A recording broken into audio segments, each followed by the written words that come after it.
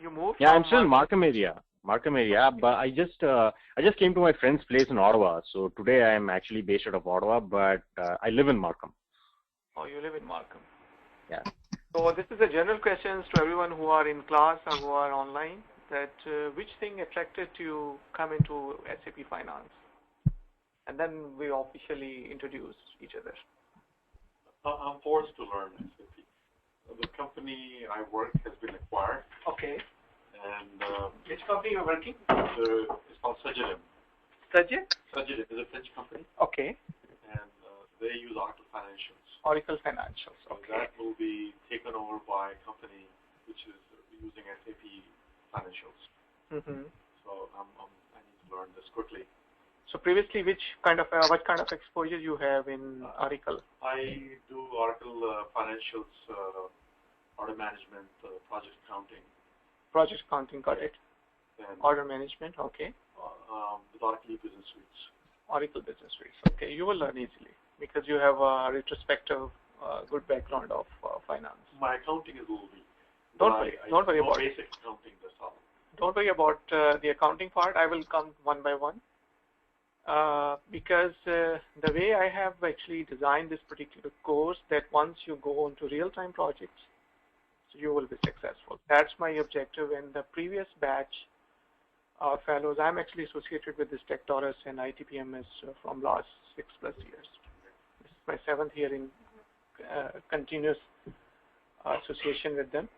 So I have seen many people right now, they have started their career from mid-20s to early 20s to late 30s to 40s to late 40s, even 50s. So they are enjoying their SAP career in all big firms, from consulting to permanent jobs to different. So only thing, what I have designed this particular course is what kind of is called span of learning you have. If you put your 100% efforts, one buddy can put 100%, let's say in 2 hours, he or she can do, might be in 20 hours work or sometime. It depends upon person to person. If you guys put your 100% attention from your sides, this is a phenomenal career. From technology perspective, you can imagine the way Apple is evolving and emerging on the globe. Similarly, SAP is also emerging in the globe. And it has tremendous potential currently as well as in the future. So stick to your whatever you wanted to go. It's not a summer or winter or a spring course. It's a career. You stick to that. You are welcome. Just stay focused and tuned. That's my only attention. From last 15+ or over 16 years, I have seen many things, changes happen across the globe within SAP, outside of SAP. From SAP company perspective, from non-SAP company perspective. Vignesh, whosoever who online, please mute at your end, guys. Okay. I have seen so many things changing. I have seen recession. I have seen double recession. I worked within America. When I say within America, Americans has 2 regions, North America as well as South America. I have seen so many changes. I have worked in EMEA regions, which is basically Europe, Middle East, and Africa regions. I have done implementation. I have done global implementation as well as Asia Pacific region too. So pretty much across the globe I have worked. Right now I'm working in New York City as a solution architect in one of the global company.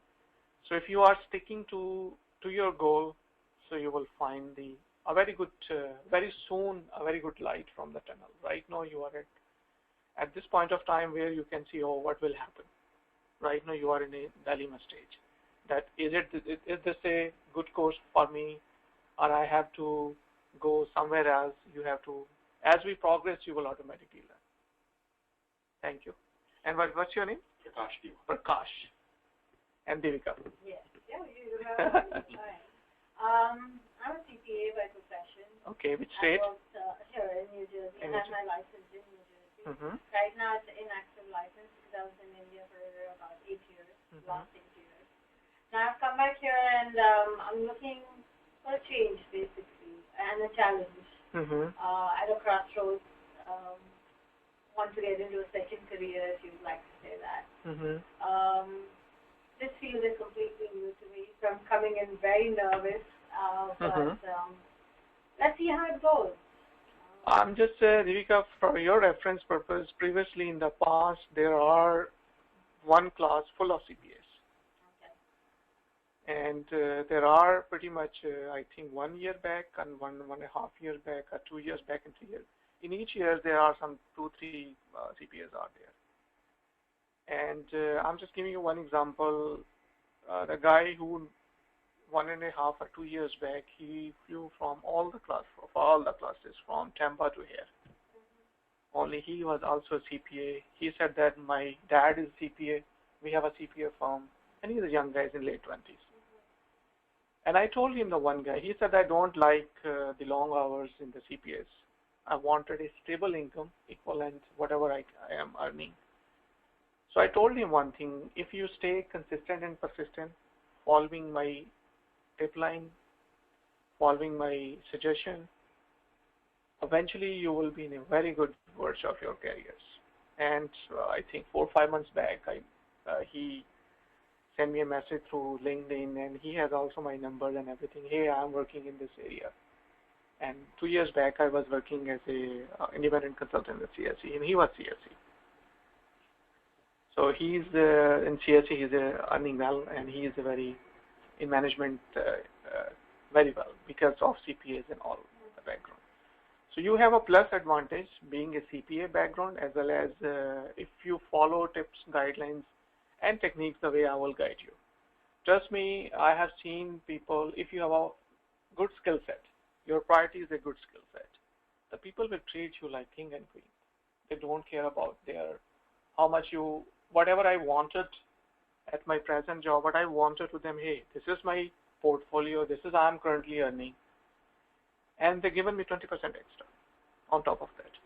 They say, we have acknowledged your skill set, because I was working, they asked me that, hey, Majid, this is our task and goal. I said, I can do it easily.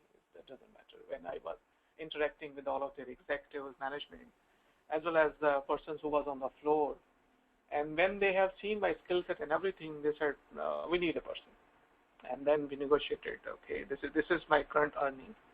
And they said, whatever you are earning, we are happy to be on board, and this is on top of that. So whatever I will give you everything, whatever I have. And this is not my, this is my passion. Teaching is my hobby and passion.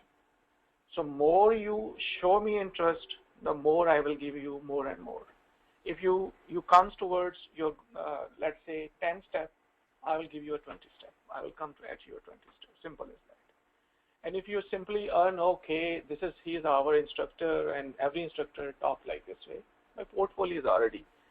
On LinkedIn, everything is there. So you can see my signature where I normally go, this is my signature. People remember me wherever I normally work, because when I work, I enjoy my work. Simple as that. When you enjoy your work, you have no fear at all. When you have no fear at all, you always give your best. So be at your best and have joy and fun with your work. That's my simple goal. And how it is happen? This is only happen when you have a very good skill set, whatever you are doing. And if you don't have a skill set, learn it. It's only a learning curve. Embrace your learning curve. Once you are embracing your learning curve, my users are from clerical staff, let's say from accounting personnel, clerical staff, up to executive management like CEO, CFO. These are my. Vignesh, we can see you. You can. Awesome. Thank you. Thank you. Can you hear me? Yes. I will also show you my face if you wanted to see that how I look like. That's fine. I was just playing around with my screen, and I thought probably I'll try out this one. So you can see my face. That's how much this look like. Hey, this is perfect. Hi. Okay. Yeah. So I'm just talking to guys. I'm just because its resolution will be low, so I'm putting this off. That's fine.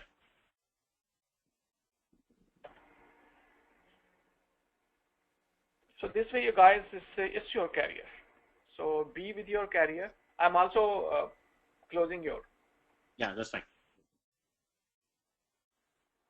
Because when we are recording session, sometimes it has give more resolution and everything. Sometimes recording is disrupted.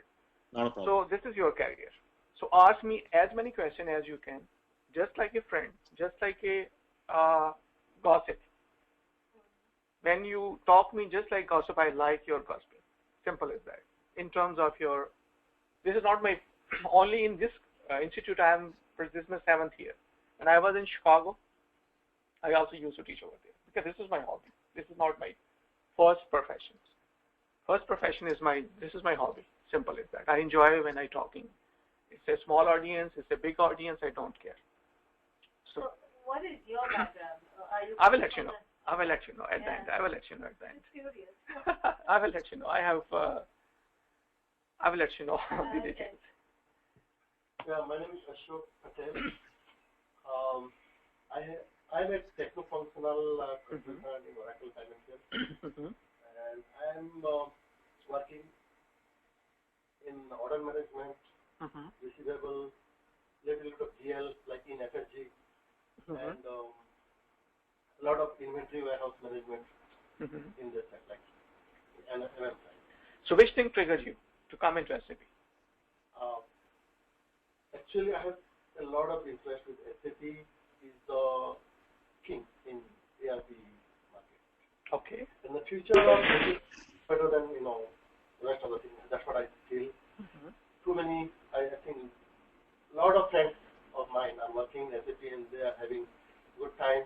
And according to their recommendation, I have started thinking about SAP. And I want to be a techno-functional.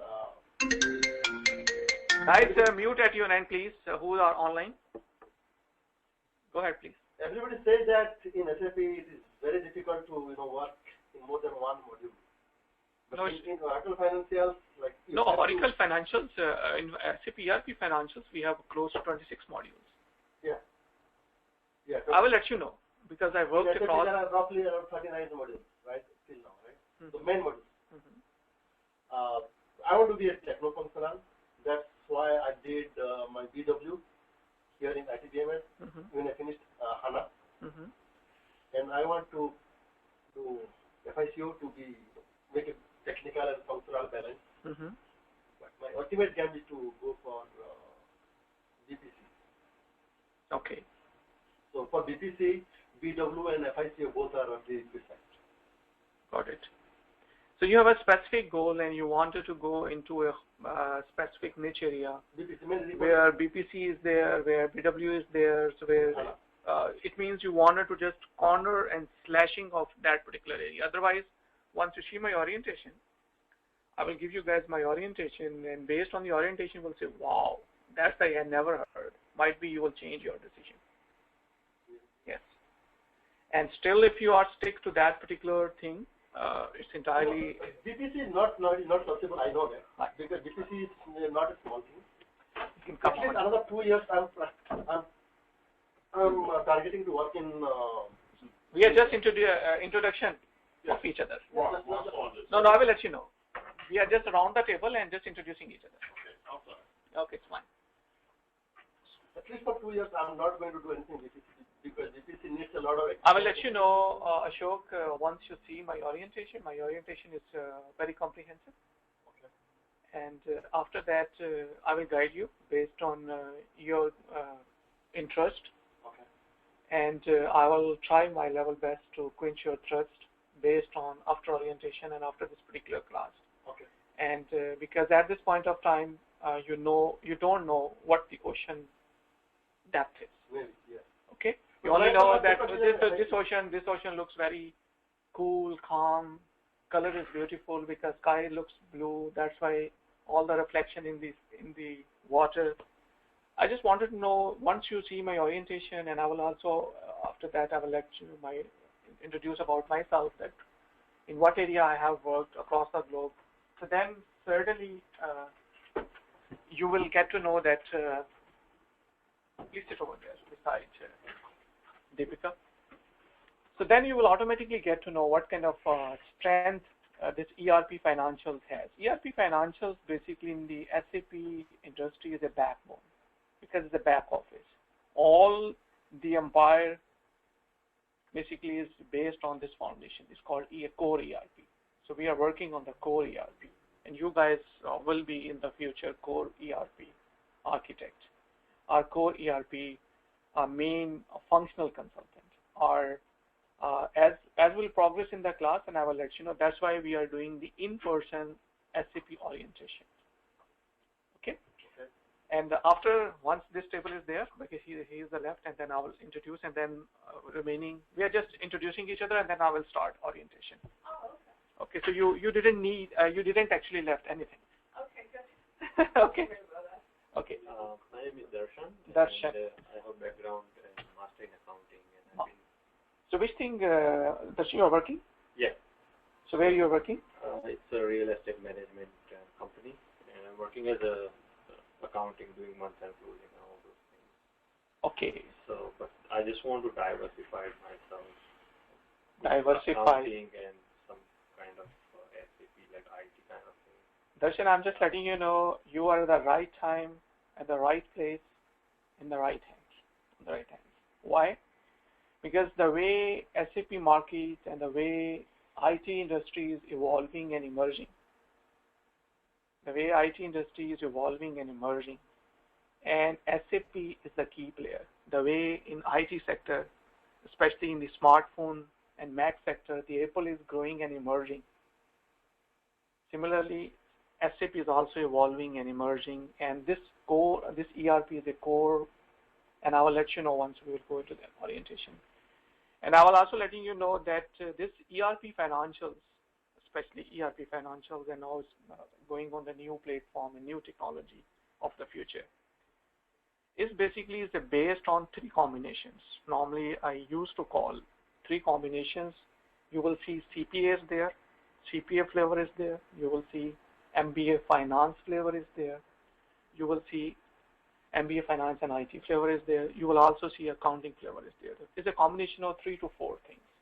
So if you master those things, in the past, people have graduated from my class. They are CPAs, they are CFAs, even CFA from all states, they were here. And they said that we wanted to diverse into SAP ERP Financial. The reason is that even for CFA, they have long hours. Pretty much they are earning same. And I have seen in New York, working in New York City, I have seen many executives, and I come across many executives. They only wanted to know, because if you wanted to go through, even with the ERP Financials, as we go into the orientation, then you will get to know the depth and or what kind of this particular subject is all about. So don't look here and there. I'm just, this is my humble advice, Darshan, for you, that if you, after orientation and after coming into my class, if you pay humble advice and attention, then you will see that whatever the Majid is telling me, because in people in the past, early 20s, now they are a very good consultant. Late 20s, they are a very good consultant. 30s, mid 40s, even mid 50s. I only ask you guys focus, thought process and focus. That's my core intention. Everybody of you, if you're having a thought process and focused on your area, whatever you can conceive in your mind, you can achieve it. And the people in the past have done it many times. If I have a multiple jobs, when I wanted to change my job, same way, because you also eventually become my colleague. Now, the previous batch fellows, they're also my colleague. They also have a similar kind of, because I am passing you my torch of success to you guys. Simple as that. So be stay tuned, be focused, be humble. That's also my request, because it's a depth. It's an ocean. SAP ERP Financial is an ocean. Slowly and steadily learn that curve and embrace on your belt. And once your skill set is a top priority, money is a byproduct. Money and prestige is a byproduct.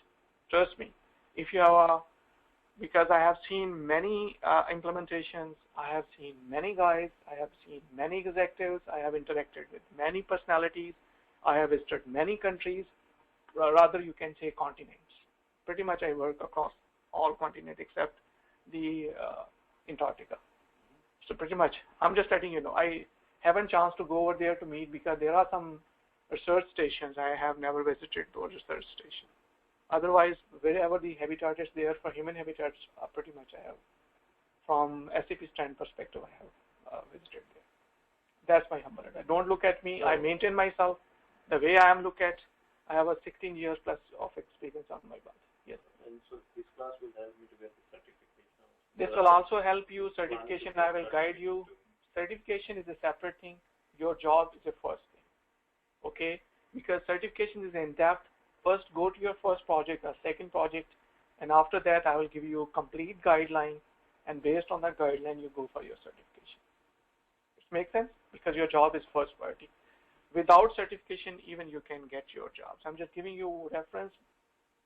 On my previous batches, because I'm associated with this is my 7th year in consecutive with these ITBMS as well as TekTaurus Institute. So I have seen in my previous batches, certified SAP FICO consultant were also in my classes, certified SD consultant were also in my classes.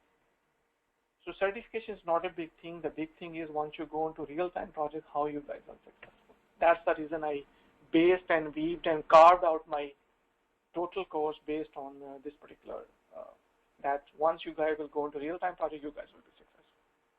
So it is your suggestion? I will let you know. Mark. Yes. We are just introducing each other. Yeah. Mark Saunders is my name. I'm a county major. Okay. I have, currently I'm in the license stockbroker, and I have life insurance. Okay. Okay. I've been doing that for about 15 years. So pretty much you have my kind of experience, but you're in a different field. Yes, sir. So which thing, Mark, trigger you or give you a point of interest to come into SAP Finance? Well, I noticed in accounting, and even in the field I'm in with insurance, basically I'm in financials, the trend is going towards technology in a big way, as far as I can see.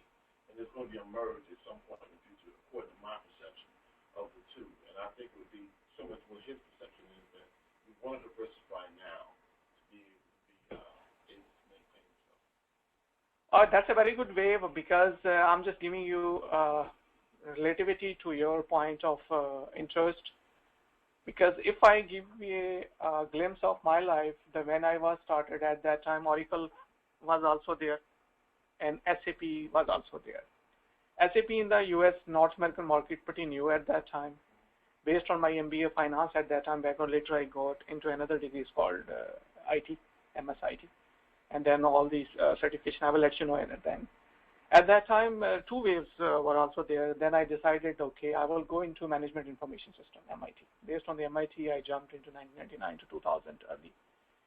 And at that time, the learning was very rare, very hard. Even the SAP offered at that time courses. Very expensive courses were there. And in order to get some information, sometimes we used to travel sometimes hundreds of miles. Sometimes 500 miles, sometimes go through flight in order to get 1 hour, 2 hour attention from other consultant. Hey, can you please give us a 2 hour? We wanted to know this particular concept because nobody knew at that particular time. So this way, basically, we learn slowly and steadily. I have seen 3.x series. I have seen 4.x series. I have seen 5.x series. Now 6.x series of ERP financials. Pretty much I have seen lots of waves in technologies. Till 2004, Oracle 3 and 4, Oracle was competitive with SAP, and after that, SAP, the way SAP curve was growing based on their, you can say, money and everything. They wore lots of labs across the globe. They matured their total ERP financial products, suites, technology, NetWeaver, ABAP. I will let you know all the details. So they emerged a lot of time, and now the way technology is moving in a totally new arena. It's called digitization is there. HANA technology is there. And Oracle platform will be changed, HANA database will be changed, and the way SAP is evolving, pretty much you can see, I will let you know the orientation. From orientation you will get to know very good data that how SAP is evolving and emerging from future perspective. And you guys are holding the back and strong hold of your footprint of your SAP. That's called core ERP. So you guys are learning core ERP. Without finance, everything can go outside. But finance is the only sector everybody needs finance on their corporate offices. And that's the thing I have seen. Wherever the corporate office is there, you guys are there. And sometimes you guys are interacting with their normal corporate managers to accounting officers, to CFO, to COO, to CEO, depending upon what kind of subject expertise you have. So pretty much is a very good way. I do not ask you that you have decided late. Whatever you are, this is your right time because that's your decision and that's your point. Once you are in, please pay attention based on my guideline and teaching, and you will be there. It's only a matter of time. So I normally prefer that everybody only focused. That's my first priority. That focus what are you doing. Don't look here and there. Only focused on my course teaching, and then everything you will be see that, okay, if you will follow my footstep, you will be there where I am normally.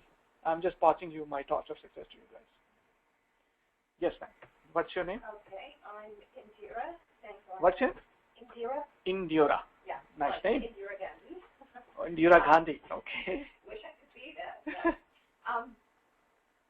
Basically, I'm a CPA. Okay. And she's also CPA. Yeah. And I've. Which state?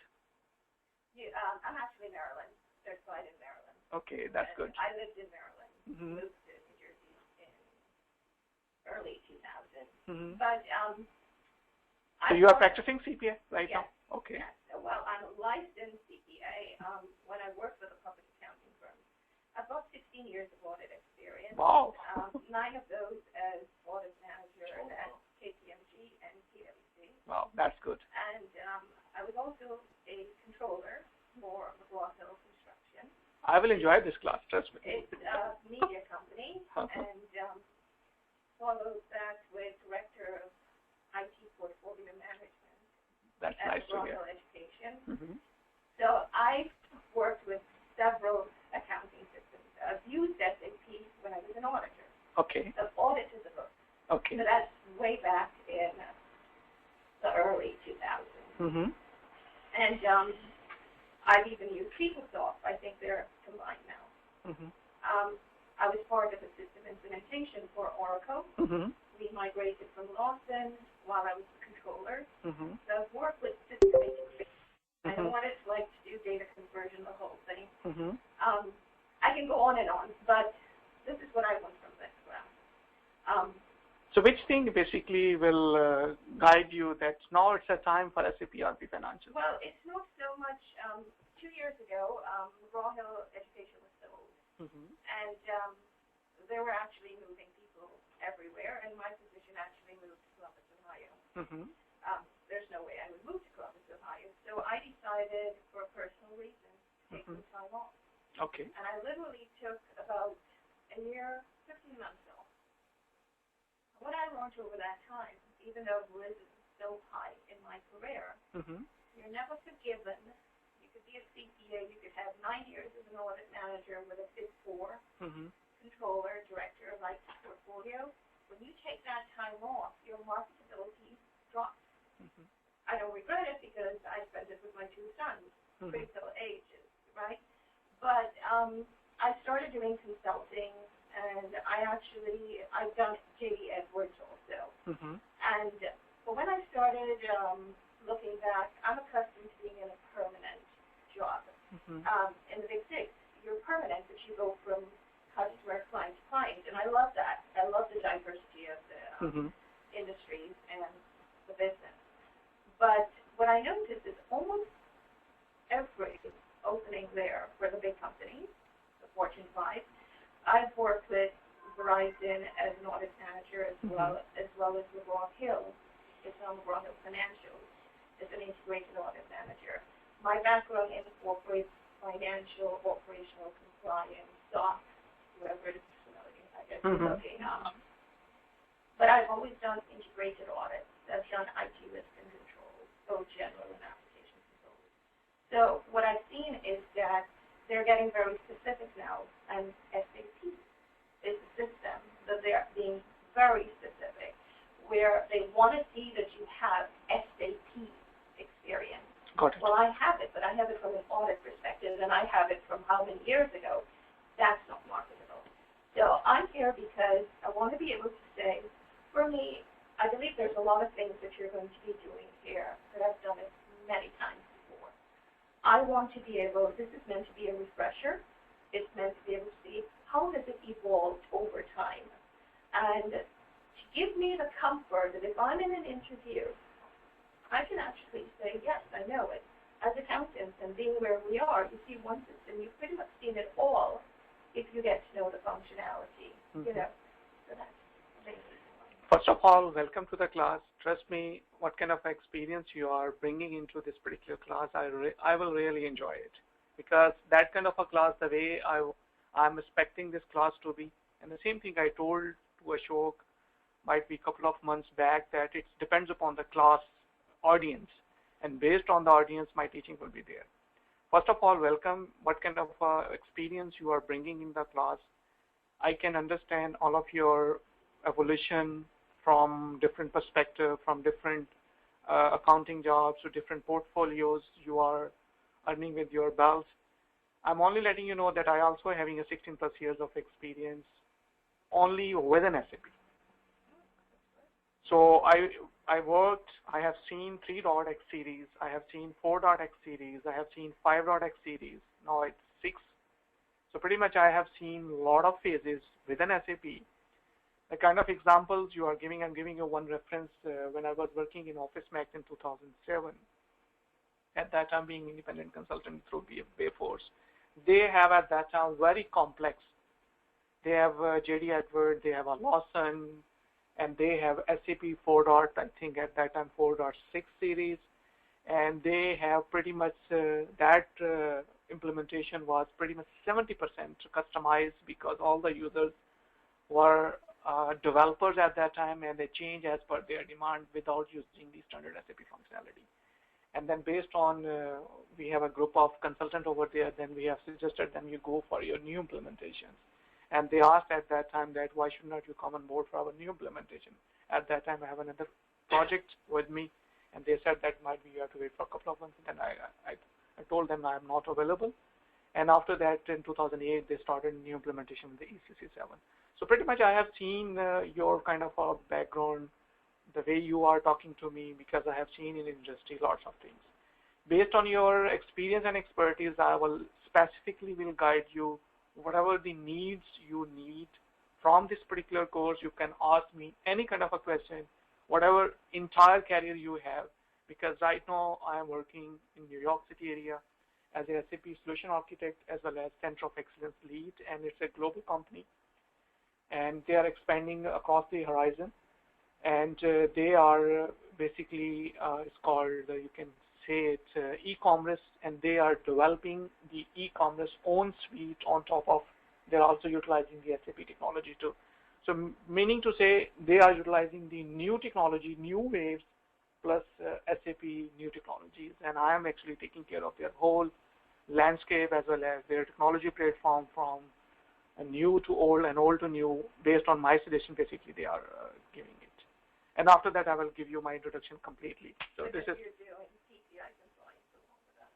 not PCI complaints. I'm actually basically taking care of their whole landscape. Okay. From SAP perspective, you will get to know what's basically landscape. Right, because I was actually in my controllership role. We rolled out an e-commerce on top of Oracle. No, they are working differently, and we are in collaborating at the back office where all the financial data. You will get to know what basically SAP is all about. So this is, I'm just letting you know what whosoever is there, so you can relate your experience with me in all ways. The guys who was online, pretty much you are listening our conversation. Now it's your turns. I just wanted to know that what's basically your backgrounds are. Who's first one?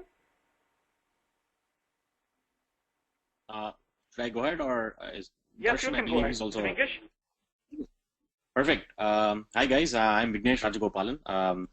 I have close to 7 years of experience. I actually worked in New Jersey before moving to Toronto, but my background and experience has been in a different industry.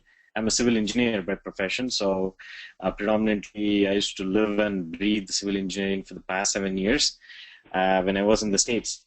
Then I moved to Toronto, and then I recently graduated from University of Ottawa with a Master's in Engineering Management program, where I was exposed to the whole gamut of finance and accounting. So there I took courses, some courses pertaining to the ERP, corporate finance, advanced corporate finance, cost accounting, managerial accounting.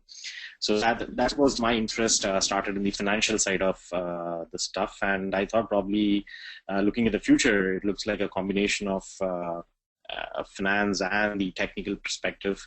And especially when I was taking the ERP class, it was very interesting when they said the Big Bang approach of implementing the whole ERP system combined with the financial. And that's, I think finance is, to me, it's like the mother of all disciplines. So this is at least one of the professors told us that if you know finance, that 50 to 60% of the job is done. And as Jagan, you mentioned, finance, each industry needs finance or corporate finance in their background. So I thought probably having the combination of the finance and the technology, the way the world is getting transformed right now, I think that's something interested me in getting into the SAP side of business. And I also spoke to a lot of my friends who are in the SAP side, but not exactly finance. They are into S&D, SD, and CRM, and they told me that finance is a good way of getting inside the industry, and there's a lot of potential and a lot of scope. So I thought, why not give it a shot and see where it takes me. So first of all, thank you very much, Vignesh. You are giving me a very good point of view from your interest, and where basically based on the earlier conversation with everyone, so you give me a very good retrospective of yourself as well as your interest. So you are welcome to the class, and I'm giving you one small tip and guideline that don't think that it's a university class, and in university class the professor comes and go. They do not ask you to ask any questions. You can ask any question from any discipline related to our subject. Perfect. You are more than welcome. And second discipline, I'm asking whenever you wanted to go away. First of all, we have every 90 to 100 minutes, there is a compulsory break, you can call it, and be disciplined at your end when you are working online, because it depends upon you, because you have no idea what basically I'm talking 5 minutes before, and after you come 10 minutes or 5 minutes and you are listening your own calls, so then you are might be drift away what basically we are talking about. Right. So that's basically required. Okay. Thank you very much. Next is Kinjal or Holly, if you guys are there. Hi there. Hello, everybody. Good morning. This is Kinjal. Just to give a little background about myself, I have my degree in finance, and I'm working as a financial analyst, but I'm more of an accountant. My responsibilities are more accounting related than finance, and I use SAP at work. It was at this company that I actually got introduced to SAP, and I absolutely fell in love with the system, and I love what SAP can do for you and how efficient it is and how easy it can make your life if you can use it the right way. And I kind of became the system expert in my team, and I just wanted to learn more and more about SAP, and I've come to a point where I want to explore my career in SAP FICO, and because I have this finance accounting background, I felt like FICO is the way to go. So here I am. Kinjal, one question. You are still working, or you are still working as end user? What basically are still working as analyst? I'm still working as a financial analyst, and I work in New York. So I'm still using SAP on a day-to-day basis. So you are working as a analyst, and you are still working in New York City. Am I right? Yeah. Yeah. Okay. Okay. I'm just letting you know that in my office there are lots of folks basically are also on the same, just like you are working. So for them, I have created in our company we have I have created a center of excellence. First of all, I have developed a framework for center of excellence, for the SAP center of excellence for them. That how you can fit into yourself. I'm just relating to you. the way you are talking about yourself that, hey, I wanted to come into SAP ERP financial analyst, SAP ERP functional consultant, SAP, let's say, business analyst or system analyst or consultant, FICO consultant, or whatever you name, or corporate controller, if you can follow guideline tips, and if you are in this city, you are in New York City area, or you are in New York in this New Jersey? No, I work in New York City, but I live in Jersey. I wanted to come, but I got a little late, so I was like, I'll just attend the class online. Okay, so welcome to the class again. When you are coming in person, I have a more control. I can interact with you guys.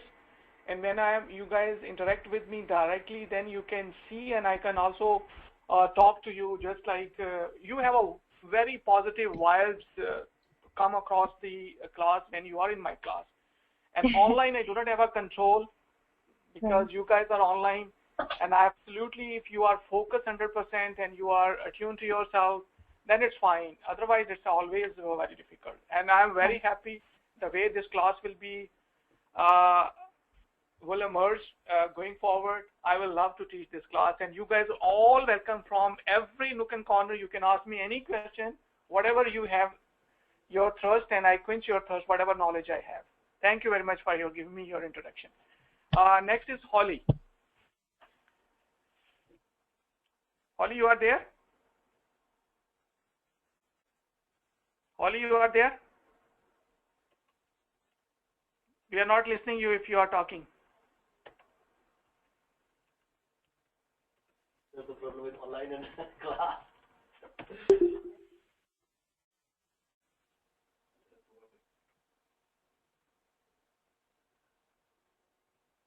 No, I think she's over. Holly, you are there? 1 minute, 130 seconds more. Then after that, I will. Holly, you are there? Hello. Can you hear me? Oh yes, we can hear you. Okay, yeah. Hi, I'm Holly, and I'm still a student, and I'm an accounting student now. I just take 2 ERP classes and find it very interesting, so I want to learn more about that. And I just passed my CPA, so I kind of like to make my accounting and the ERP together, so that's why I'm here. Yeah, thank you. Okay, Holly, one question. You are in New Jersey area, or which state you are in? Oh, I'm in the Kansas. Oh, you are in Kansas. Okay. Yes. First of all, thank you very much. You are giving a brief introduction about yourself, that you are having an accounting background and you are pursuing for your CPA career. Yes. Only if you are disciplined enough, if you stay tuned with within your computer and ask your loved ones that don't disturb 90 to 100 minute session, and after 90 to 100 minute session, there's a 5 to 10 minutes break. If you can discipline yourself like this way, and you can follow my guidelines, teaching and coaching based on my material, you are fine enough that even if you don't pursue your CPA, because in our class there are certified CPA ladies are already there. So if you focus enough that whatever the course you will go through, if you focus yourself and develop a skill set and expertise in that particular area, you are more than enough to break a career equivalent to your CPA in ERP financial sectors. And once you will be there, then you will see, yes, Mr. Majid has saved my time, frustration, and energy. And because now people, I'm just giving an example, people in the past, they are certified CPA, they left their CPA, now they are into SAP, and they said that now we are enjoying our career like anything. Okay, yeah, thank you. So I'm just giving a couple of years back, one guy again, I'm just giving an example of that guy. He's a tall guy. In that couple of years back, he was 28 years, now he's 30. So he said, Majid, I wanted to go into, I cannot afford my long hours in CPAs. I wanted to equivalent to SAP ERP Financials and now in CSC. It's a good company. And in a few, you can say after 6 or 8 months, he been promoted to a very executive job within CSC, working in because of CPA. So if you have a CPA background, if you have a controller background, you will be moved in maybe less than a year, maybe a couple of years in a very executive position, very lucrative positions, because people honor you if you have a background having experience and expertise. Don't think that if you are bringing your expertise, especially I'm talking to you in Jura and as well as Deepika and you, if you guys having any kind of experience, people respect you on the corporate sector. And even if you are, corporate sector is a very brutal sector. If you have experience, they welcome you. And if you don't have experience, they say, sorry. Yeah. So today the job is over, and we do not give you a two weeks notice. Today is your last day, and please give us your laptop and everything, and you're good to go. Simple. Oh, okay. So yeah. your skill set and priority at it should be top. So when you guys are online, be disciplined at your end. Kinjal, I'm expecting that you will be, whenever the next session will be in progress, so you will be in class. Thank you very much. And now I just wanted to introduce about myself. My name is Majid Saeed. I'm actually in the financial industry pretty much over 16 years. And right now I'm working in New York City as a SAP Solution Architect as well as SAP Center of Excellence Lead. Pretty much I have worked based on SAP. SAP divided the across globe into 3 regions. They said that American regions, which consist of North America regions as well as South America region. I work in North America, I work in South America. And then the second region for SAP is called EMEA region. It's called Europe, Middle East, and African regions. I worked over there. I have a global implementation experiences there. And Asia Pacific region basically is talk about from Singapore to Australia and Japan as well as India, China. They have it's called Asia Pacific. So I have seen very complex implementations, which is basically South Africa is having lots of complexities there. Japan having a taxation perspective, they have lots of complexities there. As well as Turkey, they have lots of complexities there. Brazil, they have lots of complexities there. Canada, from taxation perspective, they have lots of complexities there. So these are the, especially in Europe, Italy, Spain, Portugal, they have lots of complexities in there. They have lots of statutory requirement perspective as well as global requirement perspective. There are lots of that things actually is also discussed during my course. So this is my background from educational perspective. I have 2 MS as well as MBA with me, and plus lots of industry certification is there. You can call it project management, program management, as well as I have done different types of leads roles and now solution architect role, integrations roles, as well as different speakers at different forums. So this is my passion. That's why it's not my, you can call, whatever I'm earning by the grace of God. Everything is fine with me. This is I wanted to touch with the people's life. That's why I'm here. And I'm giving you my life torch and my success torch to you guys. You can pass on this life torch to onwards. So this is my brief introduction. And I welcome all of your questions. And only one request again, very humble request, that be focused. Whatever you can conceive in your mind, you can achieve it. And at this point of time, I wanted to give you whatever I have, I wanted to pass on to you. And if you are in a position, and if you empty your bowl, whatever you have, and if you learn from me, I can give you everything. So this is myself, and if before we go into the orientations, if you have any question, you can ask me. Yes, you can ask asking us. Sure. Generally, SAP is more popular with manufacturing and pharmaceutical industries. Is it true? And our second question is, how far it is with financial industries like banks and big banks? Very good question. First of all, as we will progress into SAP orientation, you will get to know all the SAP ERP financials basically is based on, guys, those who are online, please mute at your end because we are listening your even typing. SAP ERP financials is based on 4 applications, the major 4 applications. First application is called financial accounting, which is basically consists of journal module of general ledger, accounts payable, accounts receivable, then fixed asset, bank accounting. Then second application is called controlling, which is aka management accounting. The management accounting consists of cost center, profit center, profitability analysis, controlling, internal order, product costing. Second sector is called treasury and risk management, or FSCM application. financial supply chain management. Financial supply chain management have a two core segment area are there. The very first segment is called core treasury. The core treasury basically consists of treasury and risk management, cash and liquidity management, in-house cash management. Then we have is called bank communication management, and the in second segment of FSCM is called we call credit management, dispute management, biller direct, cash and collection management. So these are the basic module. Then the fourth application is called public sector management. In public sector management, we have grants management, we have a funds management, we have a project system is there, we have a HR integration is there. So these are different sectors. So right now in SAP is very good in public sector, very good in commercial sector. In commercial sectors, all the manufacturing, all the pharmaceuticals, even banks, even financial industry, even insurance, they have SAP. Pretty much everywhere SAP is there. Then SAP have some industry-specific solution is there. Like I worked in utility sectors. They have a utility sector. Some of the core modules are there which are attached to on the top of the core modules. They are like FICO. Basically, they control all the contract. Whenever the volume of customer is more, they go into, instead of account receivable and payable, they go into FICO. So I also worked in the utility sectors. I also worked in the insurance industry like AIG. I worked in AIG too. So AIG have the top core module is there. On top of that, some of their insurance related, they have some implemented some of the core modules which are directly integrated with the core financials module.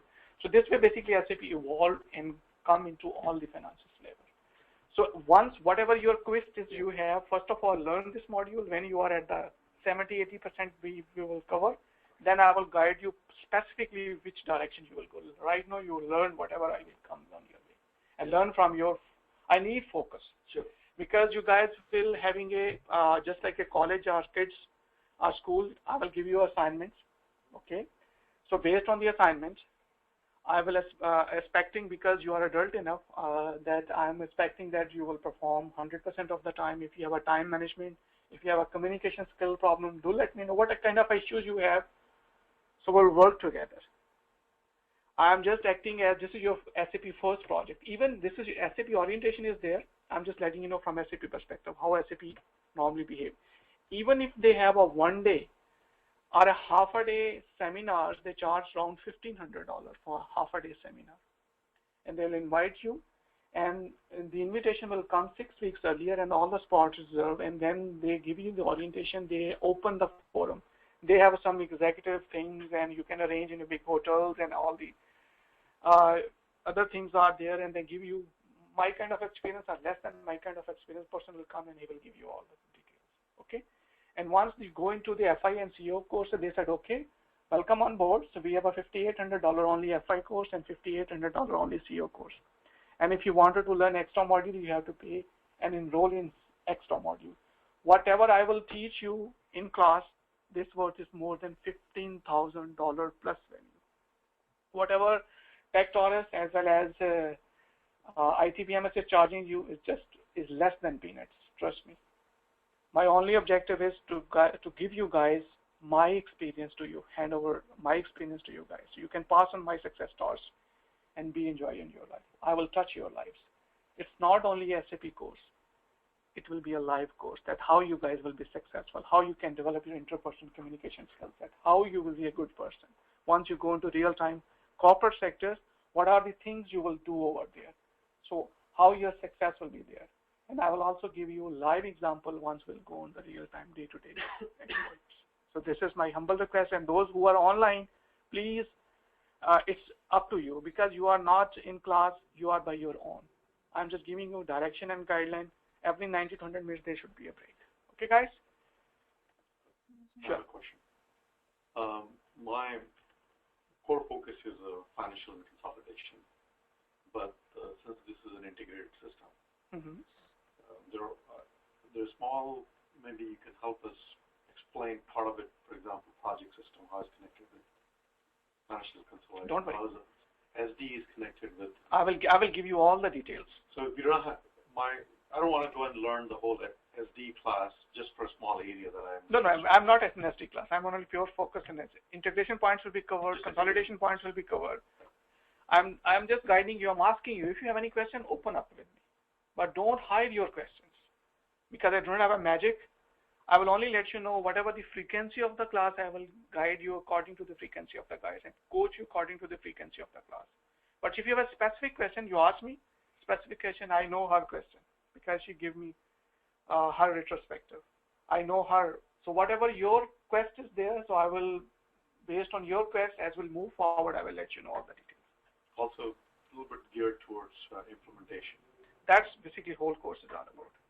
I told you that right now you are at the oceans, and you have no idea what's the depth of the ocean, what is the temperature of the ocean, where you can find a lot of fish, where you can find no fish, where you can find, you have no idea at this point of time. As we swim and dive, you will also learn a lot of other things. Okay, so just stay with me, stay tuned with me if you have a question. I'm just treating you like a financial gossip, you can call it. So feel free yourself. Is it true that it is not so popular with the financial sector? No. Who told you? I just. AIG has all the financial industries. They have even banks have. Banks have other industry-specific solutions there. Even Bank of America have SAP. Yes. Chase has SAP. AIG has SAP. All the insurance industries have SAP. These are the financial industry, am I right? So whatever it means, whatever the information you are getting is not right. Maybe. I think the transformation that's happening is that a lot of companies have older systems, and then they realize that they've outgrown them, and they want a true ERP, not a standalone without all of the modules. They're either going Oracle or SAP. Those are the two main ones, but I've seen SAP popping up more often. Oracle is everywhere. Yeah. Oracle. Just guys, pay attention, and whatever your question you have, I will address all of your questions. I just have a request today. I will leave at 11:30 is very, because I cannot finish. No, that's okay. I already talked to Madhu yesterday. It's fine. You can take recording once it's there. Okay. Can we also record your? Yes, recording is already done. As soon as I step in the class, the recording session is on. And then you can share with us after. Yes, you can talk to your coordinator, and she can. Very wonderful. Okay, guys, this is SAP orientation. What's basically SAP introduction about SAP? This is my highlights of the day as we progress in the class. So brief overview of SAP architectures, brief overview of SAP landscape, SAP technical and functional areas, introduction about various modules in SAP, introduction about SAP ERP, brief about SAP FICO course, like SAP FICO advanced training courses based on whatever existing learning of you have based on SAP FICO or after SAP FICO. You can also learn SAP Treasury and Financial Risk Management, Core Treasury, SAP Receivables Management, basically FSCM, SAP Funds and Grants Management, Public Sector, SAP IS Utility, SAP Training Highlights, Recap, and Question and Answers. So this orientation will cover these points. And stay tuned, and whatever the inquisitive mind you have, stay tuned with your mind, and you will get, and by end of this orientation, hopefully, you will quench your thirst. Okay? So with accounting and SAP this course, what are the jobs, what kind of jobs? They have plenty of jobs at the market right now. Once your skill set is a strong skill set, then lots of jobs market is there. So I'm just asking you, focus and learn, and tons of available opportunities there in the market. Prakash, I'm just also giving you humble advice. Whatever I'm just giving you, because this is my, you can say, hobby. I'm giving you the bestest of the best, which is available in the SAP industry. Because at this point of time, you have no idea it's a stone, it's a gem. But I'm just letting you know whatever the bestest of the best is available, I'm giving to you. After might be 6 months, after a year, then you can acknowledge yourself. Whatever at that time, thanks God that I have trusted Mr. Majid, and now I can recognize him that whatever he taught us, or has given us, it has values. But eventually you will get to know. You expose even whatever I'm telling to you, letting you guys know, eventually after 6 months, 3 months, 2 months, 2 weeks, 2 hours, you will get to know. So why should I hide with you guys? I'm very transparent and open person. Okay, guys? And how about the, like, every day the class will be 7 to 8 hours, so is it? The class schedule is like from 9:30 to 5 o'clock. So it's like, it will be not a lot, we will be able to... Because at your end, you have to practice at your end. Even SAP is also teach like this way. Even if you go to SAP and I'm just saying in general, like, because this is new for us, right? So like doing 8 hours at the yes, you have a whole week to practice. You have a complete whole week to practice. Only Saturday and Sunday is class schedule is this.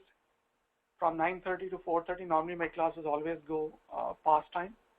So normally is 4:30 to 5 p.m. is our regular time. And if you can also have a more question, so I can also extend my class even to 5:30. Majid, just one thing. You let us know what we require on our laptops in order to run that. No, you at this point of time you don't need anything. Okay. Once you have a server access, you will get to know. I will guide you. So as soon as your steps more, I will get you that how now your 10 steps ahead. Now what are the things you need to know. Can you provide a briefing 50 and 52? Briefing 50. That's later. As soon as we progress, I will let you know. Focus on whatever I told you. I will provide you everything, but with the pace of the class. Sure. Don't go here and there. With the focus of the class. Sure. If you do not have a focus, you will not be successful. Okay?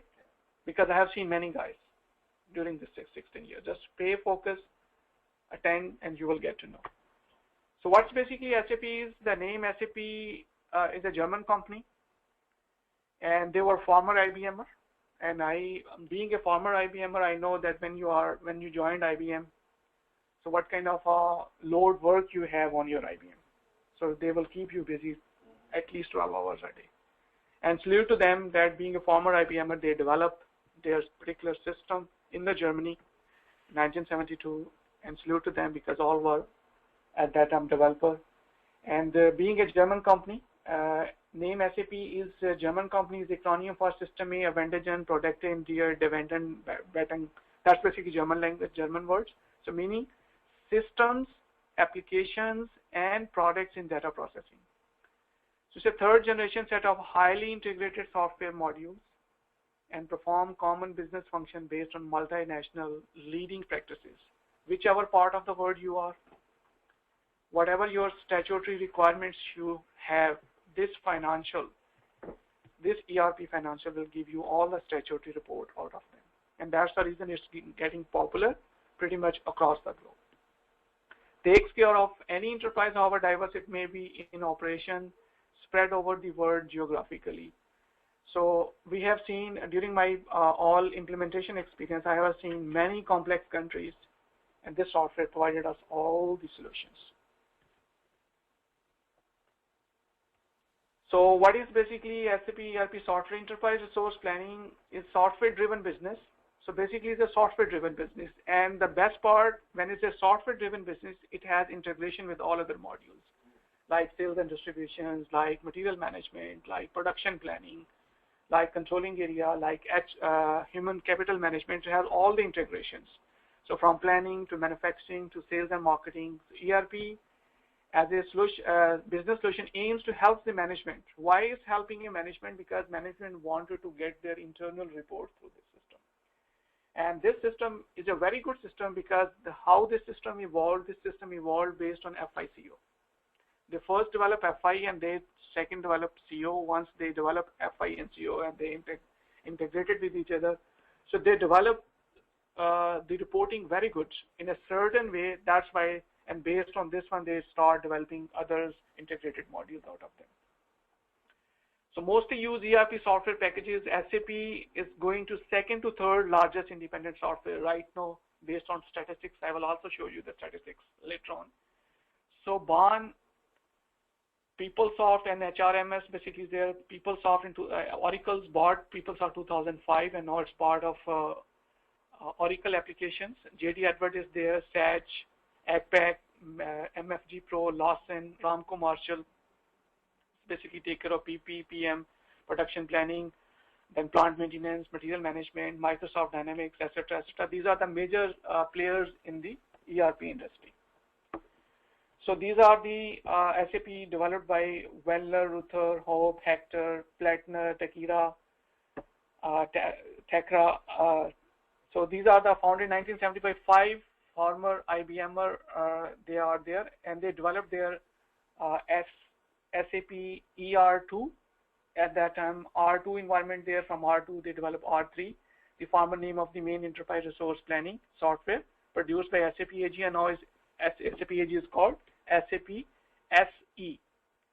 SAP basically is a European, is called, is again the German words from meaning to say it's a German, is a European company. SE, now it's called SE. So facts about SAP. ERP is basically SAP integrated software solution. It's called client-server relationship. What is the client-server relationship? When you wanted to log on to your email accounts, you have directly access to your servers. So you are acting as a client and your server is sitting somewhere in Yahoo, Google, or some other platform. So this is called client-server relationship and distributed open system. SAP is the world's most used standard business software for client-server computing. So whenever the client-server computing is there, so we have developed, I'm just giving you one example of this particular, that how in 2010 we have developed a $100 million project in IBM. And at that time, for that particular company, we said that, okay, we will give the company name is a One global company. So at that time, we had a meeting at 7 a.m. In Toronto at that time, that we were in Toronto at that time. So from all parts of the world, all the CEO within CEO office, all the executive was logged in from Australia to New Zealand to South Africa to America to South America to Europe to Middle East. Pretty much all we are connected at that time, and slowly and steadily we developed. First we launched the it's called Great Britain and European Continental first implemented, and after that we roll out this global footprint into other parts, then America, then South America, and after that the Asia Pacific region. And now in 4 years all the implementations were completed with $100 million project, and that company close to $8 billion company. And based on this one, so this information, so now the CEO, when he comes into the office, very first hour, he can see the Asia Pacific report, Australia, New Zealand report, what's basically happening on the same software. And then after tea, he can take a report from Eastern Asia Pacific, like China and Japan and all the markets, and later close to after lunch, he can pull the reports from Eastern Europe, and then after that, he can pull the reports from same ERP. I'm just giving the beauty of this particular ERP because I had directly interacted with that CEO, and he later at the end of the day, he can pull the report even from North American regions. So he can this is the beauty of this system. Previously, they said that we close the books in 10 days for monthly closing, and now we can close the books in 3 to 5 days. Monthly closing. Just one quick question. Like, for example, I know that it sounds like SAP has a true reporting system. I know that some companies use like Cognos TM1 to overlay, like Oracle. You're saying that SAP has its own full financial analysis report. Yes. It has all the reporting out of SAP ERP Financial, and all the reports, I will let you know, all the reports are basically based on your core ERP Financials. The good part is. Yeah. Well, what I've seen happen, especially using Oracle, is that you interface with Cognos. All information comes there, and out of that you generate it. But you're saying this is complete end-to-end. SAP is complete, providing you end-to-end solution. You don't need any other software at all. So number one vendors, it depends upon that specific industry. They have a budget, we have all the solutions. So that's the reason it's getting popular. So I'm just giving you one example based on whatever I have seen. I'm giving you the industry example, which I have worked and I have seen. I'm just so giving what are the reporting tools besides business subjects? No, they have others. This is top of that. We have HANA. HANA is there. We have a BPC is there. There are lots of other, all SAP solution is there from reporting perspective. And they have also standalone standard system is also there. So second to third largest independent software supplier in the world, available in almost 18 plus languages. If you can see the financial reporting in different languages, you can also see. That's why out of top 10 US corporations use SAP. That's the reason basically they are getting popular. So facts about SAP, best on business run SAP. So that's their slogan. So SAP is the world leader for enterprise application analytics, mobile solutions with 282,000 plus customers in 190 plus countries are there. So market capital close to $100 billion, 80% of SAP customers are subject matter experts. SAP customers includes 87% of the Forbes Global 2000 companies, 98% of the 100 most valued brands. This is 1 year back statistics. So 100% of the Dow Jones top scoring sustainability companies are there. SAP customers produce 78% of world's food, 82% of the world's medical devices, 69% of the world's toys and games. 74% of the world's transaction revenue touches an SAP system, because SAP have bought lots of other brands from pretty much all across, and they have directly integrated with SAP. SAP touches US 16 trillion of retail purchases around the world.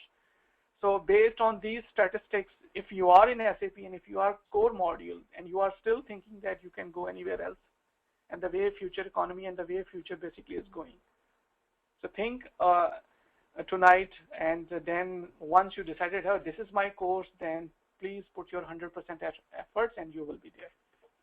It's only a matter of time. So now we talk about what's basically the three-tiered SAP architecture is. So first layer is called database layer. The second layer is called application layer. You can see database layer. You can also add IBM DB2 is there. Oracle database is there. Now HANA database is also there. On top of that, application layer is there. All sorts of application based on SAP. You can take it on top of that. You can see presentation layer in the form of old GUI. This is old GUI graphical user interface, and this is the NetWeaver based on your web application servers. You can also see these presentation layers. This is basically talking about the SAP architecture, how basically SAP architecture looks before we jump into the SAP FICO, what basically SAP FICO is all about.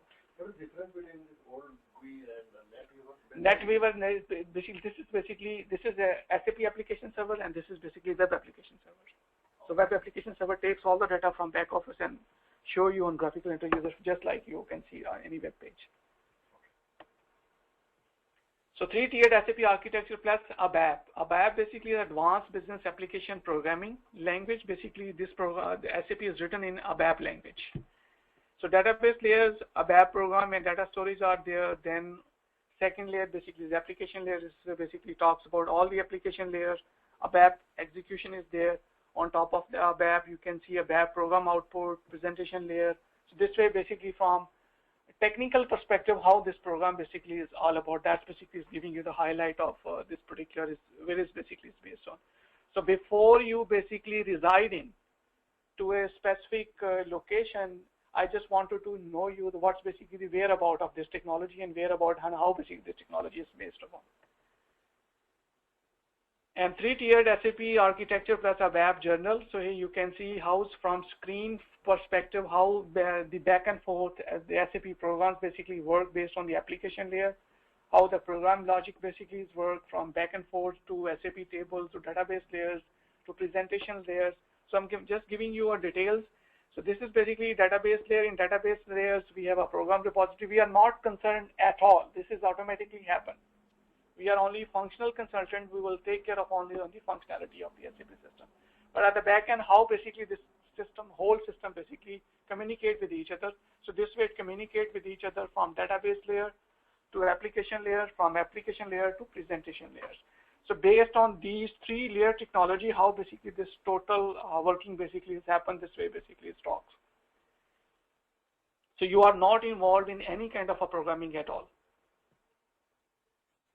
So what is ABAP? Originally, this is Advanced Business Application Programming, and Advanced Business Application Programming created by SAP initially to for report creation purposes, and later into a complete language, and this basically opens SQL language, and extended in 1998 to include object support, ABAP objects, and developing the user object-oriented model recommended, but later on it developed a complete program. That's basically the history of how ABAP programming basically is developed. And what is the NetWeaver? NetWeaver basically is give you from integration perspective, SAP NetWeaver, it gives you the people integrations, information integrations, process integration, as well as application platform. That application platform is developed, is based on DB as well as OS abstractions, give you all the information. From process integration perspective, it has integration broker, it has business process program management, and master data management, business intelligence from information integration perspective, and from people integration perspective, from multi-channel access, portal, collaboration, and everything basically it provides you. So it's a very powerful SAP NetWeaver is there. So technical foundation for SAP application is ERP, which basically we are learning ERP, and then we have on top of that we have a CRM, customer relationship management, then SCM, supplier relationship management, and that's basically provide you internal connectivity with each other, and that's why, and the main system basically is the ERP system. So do we need to do NetWeaver programming, or is no, it's just giving you the retrospective of how what's basically this program is all about and based on what. We are only concerned about FI and CO, the core functionality, how to learn the core functionality. Is this related to FI, CO, NetWeaver? No, basically this program is based on, this platform is totally based on this one. So you should know once you go to the real-time projects, SAP charge you extra in order to provide this information. When you go to SAP America or SAP Germany, if you want to learn only SAP FICO, they start from FI and CO. They will not give you the whole retrospective of this information. Got it? But here, because I wanted once you go to the real-time projects, you should know that how everything basically is collaborating in from SAP perspective. I think this is excellent. You're giving us end-to-end. You're giving us the background yes. to see how information yes. flows, what is done there. Oh, that's excellent. And this basically technology platform is built on, now you can see the core of heart. The heart you can see is my SAP ERP, or now it's called SAP ERP. So SAP NetWeaver, now you can see SAP NetWeaver technology in the middle. Total, this is based on SAP NetWeaver technology. So this is all this box is all SAP NetWeaver. So here you can see the middle SAP ERP is there, on top of supply chain management is there. On bottom, product lifecycle management is there. Right hand side you can see customer relationship management is there. On supplier relationship management. And when you are working in a big organization where everything basically is on from SAP, so you can see many different applications are working, and this is the core. You guys are learning core, because everything is flowing, all the data is flowing from here to here to here. They are coming into ERP financials. From ERP financial, all the data basically they are giving to the statutory reporting purposes. Can you elaborate a little bit about the PLM?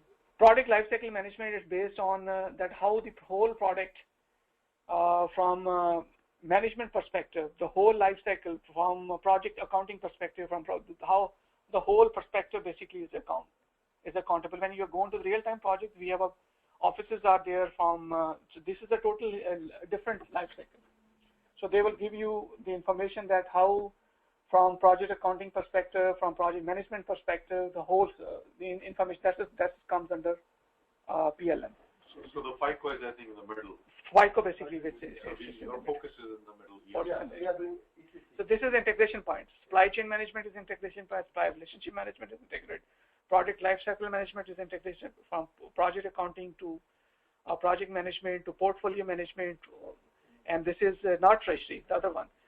The CRM, so everything basically is integration, and ERP basically is all the integrated data comes over here. I think maybe what, Ashif? Yeah. Maybe, I guess one of the questions there, I don't know, but I'm guessing here, is that let's say we have a technology project, right, that's going through, maybe it's creation of a budget, having it approved, putting it there, managing. No, we have in PLM, we normally do, we have extensive project, and we have, no, you ask me question, I'll give you more details. When I was at Shell, So they wanted to see everything capital projects on their SAP system, and we have investment management is their investment management directly integrated with their project work breakdown structure and all the details. That basically is happening everything in PLM. So based on the project availability of the budget, consumption of the budget, and then all the other details, then we develop portfolio, and based on the portfolio, when you have extensive project, and based on the capital project, and based on the operational project, that's where this basically is there. This is a management job, only the PLM is being handled by the management? No, this is separate modules in SAP. Okay. But not a management job, right? It's a kind of management, but you should know all the skills and everything. But I would think that for you. The transaction level would be done either in SRM or CM, wherever the accounts payable is, and then feeding project management. No, your job basically is there. Once you have this core skill set, I'm just giving you example. This core skill set have a more authority, more prestige than these guys. They are earning less as compared to these guys. So those guys are feeding Yes. PLM earning less than Yes. ERP? Right. Yes. So, no, but let's be very clear on one thing. These are the modules where the transactions are entered. Yes. And it feeds the middle. Yeah. My SAP ERP is ECC, right? ECC, ERP. No, they said only ERP. With the passage of time, they develop in different. So this is a landscape of SAP ERP. So this landscape, you can see SAP system architecture. So we have a development system, we have a QAS system, and we have a production system. So in ITS servers, you can see we have these are the basically development servers are there. So whenever we wanted to develop anything, so first of all, we develop in a sandbox. Once I want to develop, let's say unit dev 100, dev 120. So we develop all the configuration over here. From this configuration, this go into unit testing. From unit testing, it go into quality environment, and from quality environment, it go to different application servers. And then this whole system basically is there. This is called IT servers. This is called dev server, QA server, and production servers. So these are SAP servers. Basically, how this is called landscape architects. Based on these landscape, we basically develop. And in my job, right, basically we have detached Japanese and non-Japanese company into two landscapes. So first landscape, Japanese on it, and now I have developed, and now actually we are already in operations. So for non-Japanese company, we developed a center in New York City, and from New York City we are controlling the entire globe. And in Japan, they are only controlling their Japanese, because in their Japan, they have this company is a very big company. It's a joint company in Japan for all of the e-commerce sites. So this way I have developed their whole landscape from the. You help to facilitate different rules, right? Yes, conflict perspective. So these are landscape perspectives. We have a development system is there, type of user, developer, consultant, key users are there, types of work, customization, development, unit testing, and quality assurance system, type of user, developer, consultant, key user, type of work, integration, and quality testing is there. And from production system perspective, type of user, end user, type of work, productive execution of transaction with the real business area, and development, corrections, and customizing setting. You can see dev, QAS, and prod. These servers are there. This is where the whole entire system basically is work. So I'm just giving you, before you go into the real-time projects, I just wanted to give you whole end-to-end what's basically, where basically you guys are working. So this is operating system. This is a very simple illustration. This is a operating system. On top of operating system, we have a basis administration system. On top of basis administration system, we have a ABAP 4, Advanced Business Application Language 4th generation. When I say 4th generation, that language, it has its own database. That's why it's called 4th generation language. That's a difference between 3rd generation and 4th generation language. So here on top of that, 4th generation language, it has its own database, and 3rd generation language, it don't have its own database. So that's basically different. SAP system, here on top of SAP ABAP 4, we have a MM is called material management. On top of that, we have a CO is called controlling area. SD, these are just an example. All application modules on top of that basically is there. So that's basically SAP system is simple. So Basis is a middleware. Basis is like an operating system for SAP. It sits between a BAP4 code and the computer's operating system.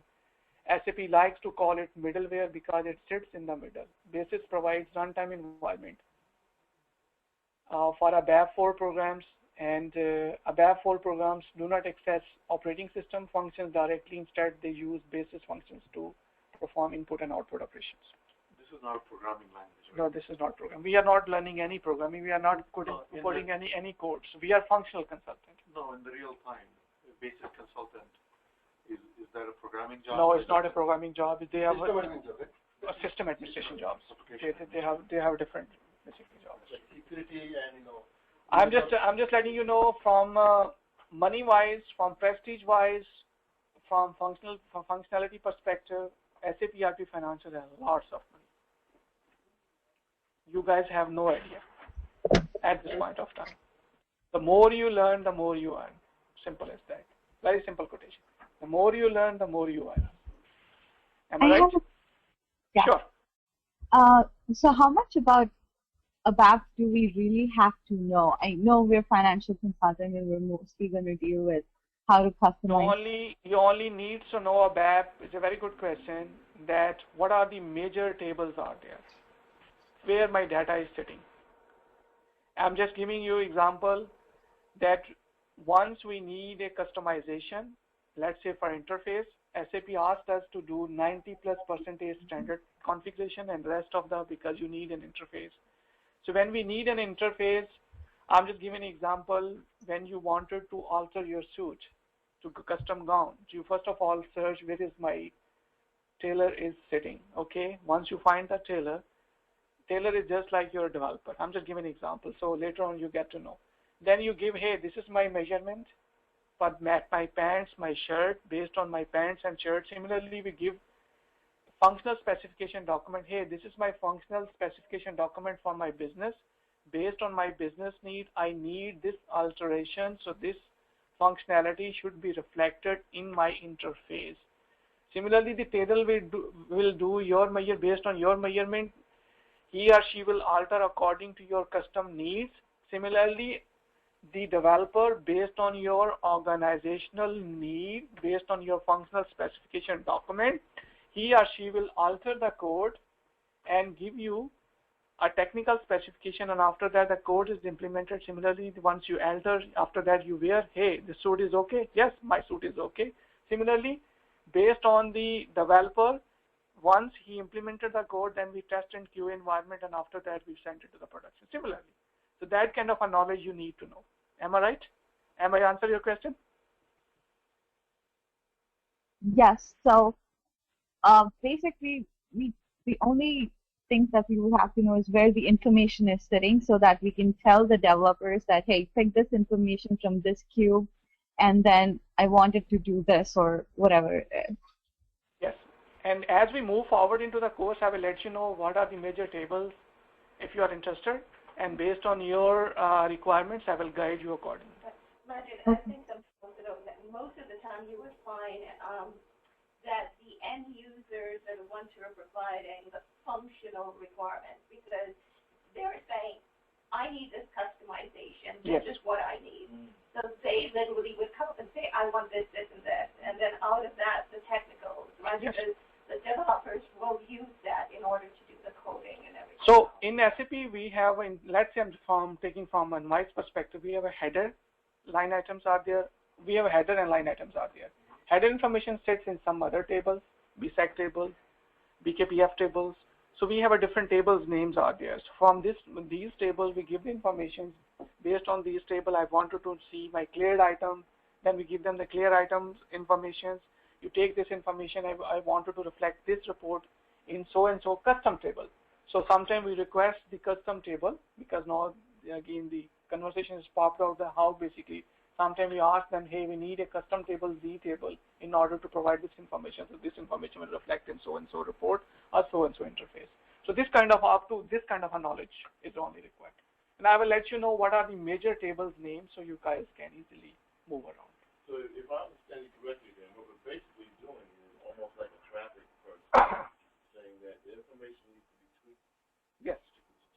Show them how to do it, and that's almost any developer actually already knew all the tables, but just like a tailor, tailor don't know the specific measurements.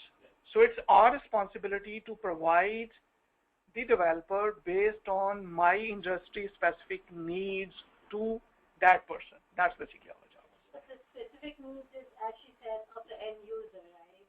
Not end user. Just like in between the technical and the yes. If you are doing any customization, then only it is required, right? Yes. But if you are using just vanilla versions, then you don't need to. No. So that's why this ERP application functionality exists distinctively in two areas.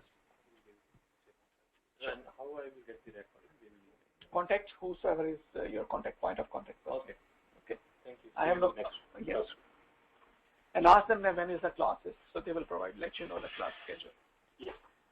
So ERP applications functionality exists distinctively in two areas. So SAP functional and SAP technical. So we are not concerned about technical part. We are only concerned about functional part. So first of all, if you are thinking that I have to write all the codes, you are not the code persons. When I was in my DePaul school in Chicago, at that time when I have taken my C++ course, I know how I passed my C++ course. Trust me. We would have been better off in the technical part, but if we wanted to be truly marketable. No, you didn't need it. Trust me, you didn't need it. I never needed it. Already built. No. Because they're just modifying what exists. No, I will guide you. You didn't need it at all, codes. No, I'm saying professionally. Professionally, I'm talking. If I had to go back and choose, I would go. I worked in Fiori for 3 years. No, I will love to you. What kind of experience you have, I will love to go into the functional area. Oh, I love functional. Because people don't know about the business functionality. Yeah. All the people, they go into technical area because they didn't like to face the people. Because we have interact a lot with when there's a brand new implementation. So all the time we interact with business users. Right. And business users are not small users. You know, when we normally implement, the business users are director level. They are minimum at director level. So when you are talking to them, hey, I want you to implement and design your general ledger area across the globe, and you are thinking that person is a small person who know across the globe. That person is a sometime vice president or sometime VPs or senior vice president. So these kind of a person we interact. When we are interacting these kind of a persons, so you should have a very strong functional knowledge. Plus, I've actually operated in that area. Yes. Because I've been involved in system rollout. It is the functional yes, part. it's just a function. Specifies exactly what you want. And technical people, sometimes they don't know. They are sitting somewhere. We are providing them the guideline and coaching, and after guideline and coaching, they are developing into different areas. And most of the times when you're going through QA, it's the technical end users that actually do test what this program. Yes. So that's why we are only concerned about functional perspective. I agree. And another thing is technical job can be outsourced. Yes. Functional can be outsourced. So I've never been outsourced. Trust me. In depression and recession type, I have more jobs in depression and recession and double dip and recession than normal days. Yeah. Even nowadays, I stop even by looking at my job every day because I am already in their database and I already work for lots of companies. Every day I am receiving them. Though I'm already spam it, still I want to do, they directly called me, they left a voicemail. Sometimes they contacted me through LinkedIn. I say I'm already on the project, I cannot. You know any person. Once you know the skill set, people know you, they will always come at you.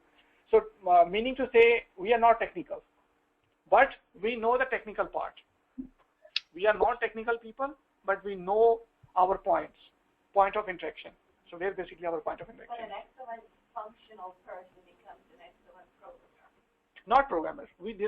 I am never a programmer at all in my life. Now, what I'm saying though, when, and I don't want to interrupt our flow here, but most of what I've done has been consulted in end-to-end process analysis, truly assessing risk and ensuring that controls, still controls to put in, right? So when you're building a system, you think like that, right? Yes, definitely. My way of, that's the way, coming from an audit, starting out as audit, when you go into that finance role, you're literally assessing everything. Yes. Because when you're audited, you're not going to be caught. when you are audit, once you know the SAP functionality, then you love it. You love the most. Good. I'm looking forward to it. So what if your technical knowledge is zero?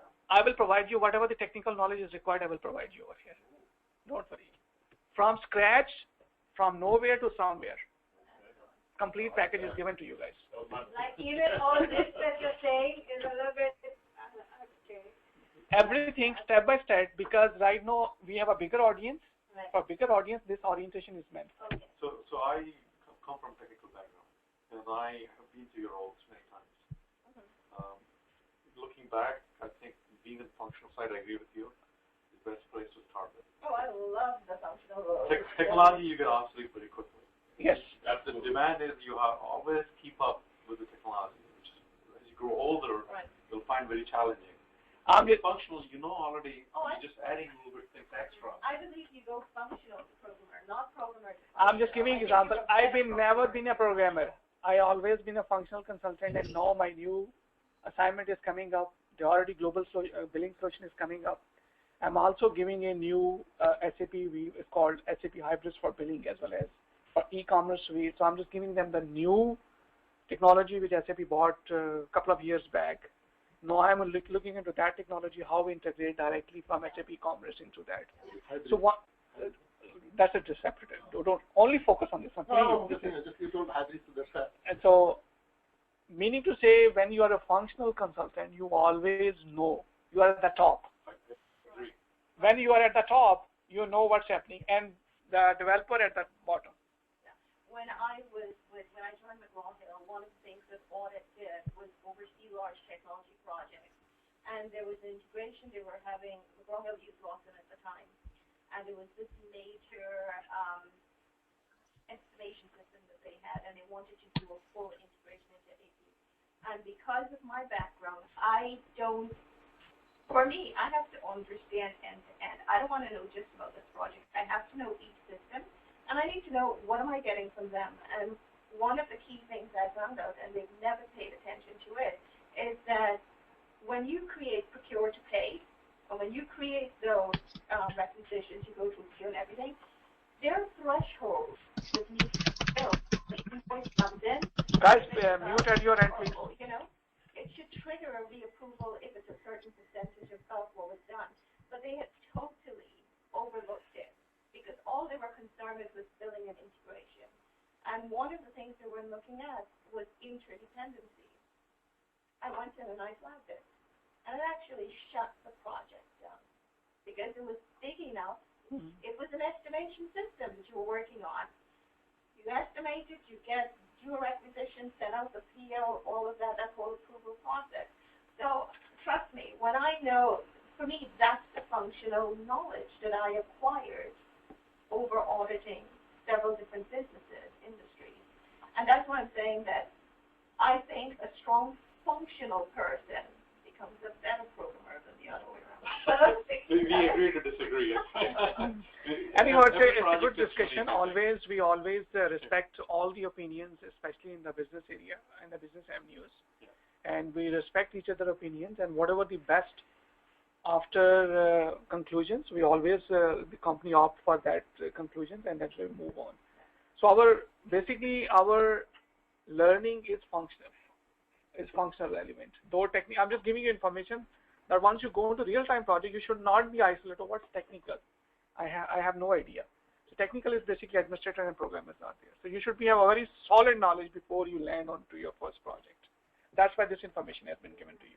Administrator are basis, programmer are basically a BAP for programmers. Simple as that. And from SAP navigation perspective, this basically icon you can see is called SAP Logon. So this SAP navigation system, this basically is, this screen is meant for users.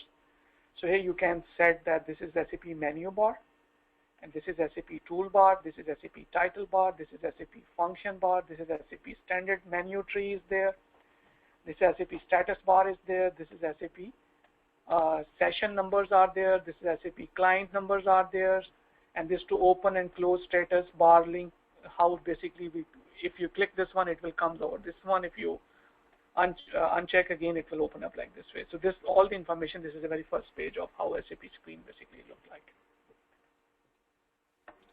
So before we go into any project, SAP also have this lifecycle development methodology is there. So SAP called it, this is not ASAP, this is ASAP methodology. So why it's called ASAP? It's called accelerated SAP methodology. Normally people call ASAP. ASAP is different words. And don't call SAP SAP. When we cut the trunk of the tree, the fluid comes out from the tree, that is called SAP. So this is SAP. And don't call it ASAP, this is accelerated SAP methodology. And start from project preparation. So how the project basically has been prepared, let's say an organization's XYZ organization, let's say is a $1 billion organization, and they have decided that they wanted to go into ERP, SAP ERP implementations.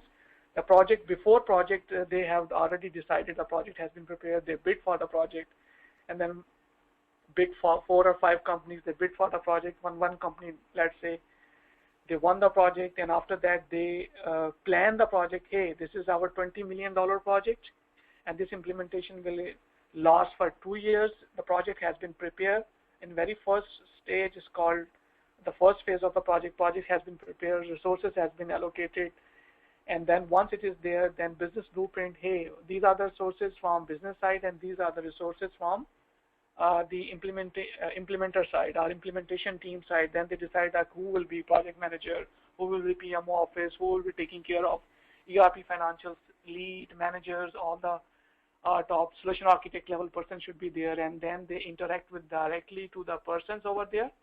Let's say directors, accounts payable director is there, general ledger director is there, account receivable director is there, treasury directors are there, then they are directly working in relation with the consultant or solution architect persons, and they let them know the SAP awareness. Hey, this SAP, how SAP is look like. We give them the SAP education.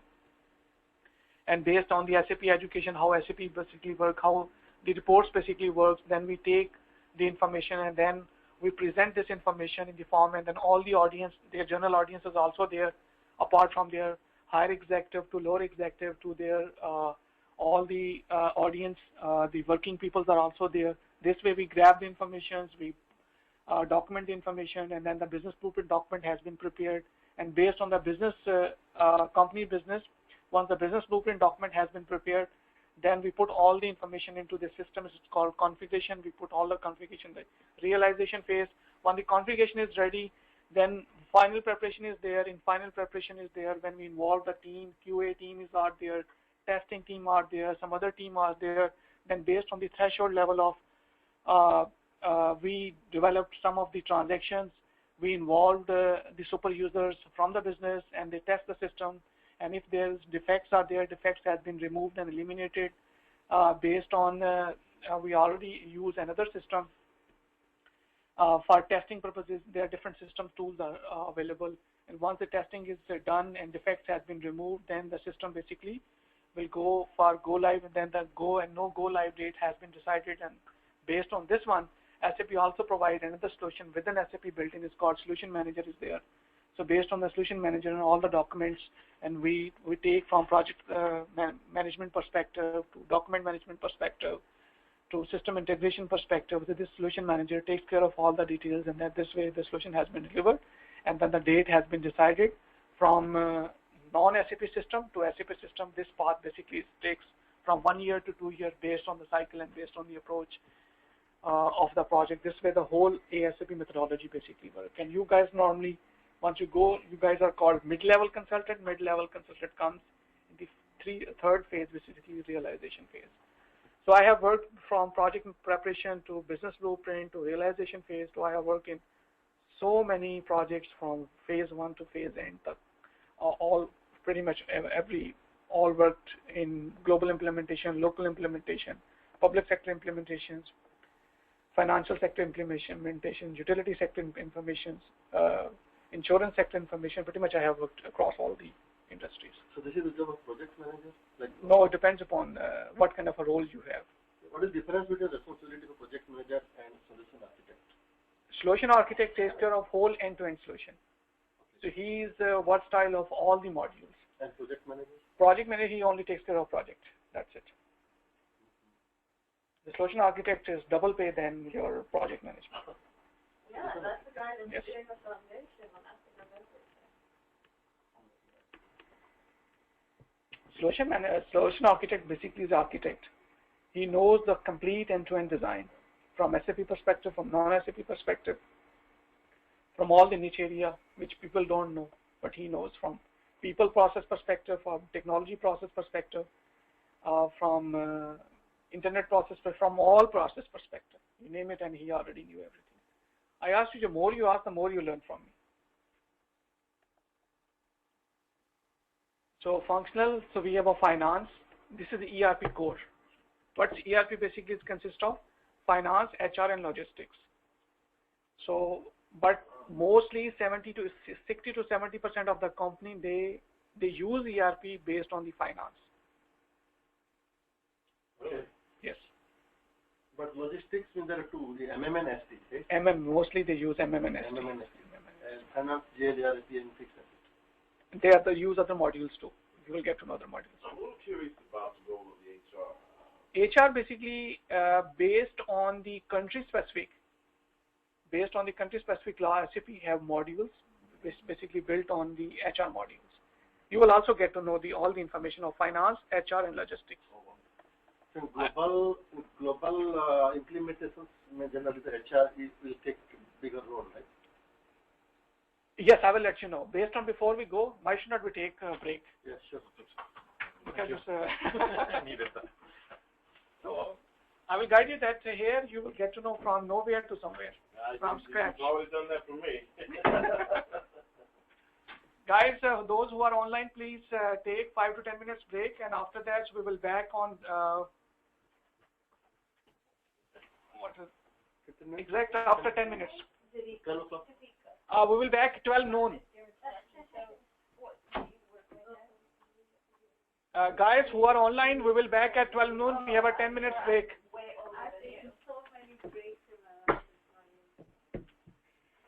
Okay, sounds good. Yeah, I wanted to stay home with my son. No regret. But when you said that, that's totally resonated. Yours is just a short break, and you're having trouble. And it's a greater. Yeah, the same with mine was where I was more focused on my job, and I started in public accounting. So Indira, you are working in McGraw-Hill, right? I actually left McGraw-Hill How many in years? 2013. How many years you worked in McGraw-Hill?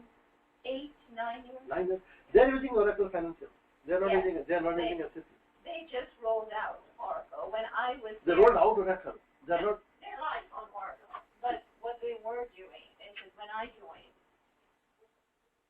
I would say the core finance system was Lawson. But the education, McGraw-Hill had 3 segments in that when I joined. They had McGraw-Hill Education, they had S&T, and they had Information and Media. They're now McGraw-Hill Financial, which is the S&T, the JD Power. They are using SAP now. Yeah, no. They're using Oracle. But what I'm saying, They are still using Oracle application. yes, but they only rolled out. When I joined, they were using Lawson, and only the education sector was using parts of Oracle, the procure to pay, the supply, right? But then what they did in 2010, 2011, I think, that's when they decided, no, we're going to move from Lawson to Oracle for the entire McGraw-Hill. Yeah, that's right. They implemented Oracle applications everywhere. Yeah. That's right. I don't know why they didn't implement SAP. No, they did not. When I was there, I thought Oracle was a step higher than SAP, but in the last year, after I took a break and I really started looking, like I said, it's like almost every opening out there when they talk about Oracle applications is not an integrated product. Exactly. So It is like piece by piece. Yes. It is bought from several companies. Right. Acquired piece and piece. That's how the integration is really not possible in Oracle phase. That's right. So And if you are working Oracle applications, you have to be techno-functional. You have no other way. It cannot be a functional, it cannot be technical. You have to be techno-functional. Yeah. That's why I was a techno-functional consultant in Oracle. So they're now fully on Oracle. Oh yeah. They're still on Oracle. What's your name? I didn't get Prakash Diwan. Prakash. Yeah. Oh, okay. Which company mostly you work But I a lot of companies. I have been Big Five. I'm also In functional side or technical? I'm everywhere. I've been. I'm taking into account as well. So I know I did learn accounting as part of my. Basically, you are a technical developer, right? Technical functional. I started as a developer. Just like me. Yeah. You see, one of the things, what I meant is when I was talking, throughout my career, I've always worked with IT. For me, the auditor I was, and I still am, I don't believe in auditing a process without looking. I'm an integrated auditor. If there's technology involved, I'm going through that technology. I need to know. Because at the end of the audit, you're required to give improvements, things that would really work. And if you have technology in that process, you need to see how to maximize the use of it, So, but when I started working in that role, one of the things I found is that developers would just do what they're told to do. Absolutely. It's based on the functional requirements into the technical specifications, right? And I found that if the functionals were not defined clearly, count on it, you're going to have issues in dealing, right? So that's why I'm saying what I have found is that in lots of the IT projects I've worked on, that functional knowledge was key in getting it over clearly, and it always ensured that towards the end. But what Sure, I see your point. I'm not denying what I it. was saying is that when you're talking about marketability in today's age, look at an IT programmer out there. They've got a job ready, waiting always. That's not true. I'm right here. I've been 25 years in enterprise systems, so I'm just focusing on finance, accounting, human resource, supply chain. Okay. I've done everything. Okay. And as an IT person, I find it really hard. I wish I had started as a functional. Exactly. Even I'm repenting. I could have done a functional person. So my brother is a CPA. Functional too. Functional is better than me. My brother is a CPA, just like you guys. Never got into IT, and he is lucky because he has a whole range of projects he works on, and he's a very high-priced consultant. I cannot even match what he is, and I work really harder than him. So I see all the coins, both sides. And your experience is different because you came from audit, and then you started to functional, then you are trying to focus on IT. Yeah, I went from audit to, I was actually, before I became the controller, I was actually the director of finance. And it's a different role from a controller. You truly work with the business, and that opened up my eyes because in audit, I did integrated audit. I was already familiar with all the systems that were there. And it put me in a better position when I went to the director of finance. I knew how the system worked, how it interfaces, so I was able to play a better role in terms of I was the functional user. I was the functional person out. So I was able to say, hey guys, no, this is the way we want this done, and modifications were done. Then I am today, it's a different angle. I'm the director of finance systems. Oh, okay, that's good. And I have done SAP, I've done Oracle, I've done Lawson, I've done SIM, I've done, all the best of breeds you can think of. That's fantastic. No, it's very hard. At this stage, I'm really struggling right now because even though I've done all these systems, each requires very unique set of capabilities. Nowadays, if you're looking for a job, they're not going to come and see, hey, what you've done in the past. They're going to say, do you know this process? And I need to know can you deliver specifically this process. Yeah, but you know what I found, and maybe I've got 16 years of audit, and one of the things I learned from that made me a better auditor when I went from public accounting to internal audit, I've seen so many processes, and because I audit end-to-end, in fact, I implemented end-to-end audit in the two companies I worked as an internal audit manager. And I told them the importance of an end-to-end analysis. That's how you find gaps. you know. Integrated system. But what I found is that that experience with touching different systems and touching different processes, it made me a better consultant, and eventually when I settled down in a company in that role, I'm very quick to identify flaws in the system because, and I've been told many times, well, they can't do that. And the next question is, why not? It is the most efficient and effective way to do something. I believe that's the way a system should work. If you're putting in an IT, I'm just giving you, I have listened to your conversation. Mm-hmm. I started 16 years back as a functional, still functional, but the way better, more aggressive, more lucrative, more prestigious role than somebody can imagine. And also learn and embrace a lot of new technologies which comes on, which SAP basically provides, being SAP, because I'm core SAP guy. I never look into other technologies. You started right. I mean, you chose. I'm just giving you based on your conversation. SAP has evolved his system like this way, that it's meant for audit, it meant for statutory reporting purposes, it meant for IFRS rules, it meant for all accounting principles. So that's the beauty of SAP system. But Magic, I remember when I touched SAP, and like I said, this is way back, either late 90s, early 2000s. I remember that the way, when I was in the GL, I can see transactional level information in accounts receivable. Now, I believe an accounts receivable module exists to keep transactional details.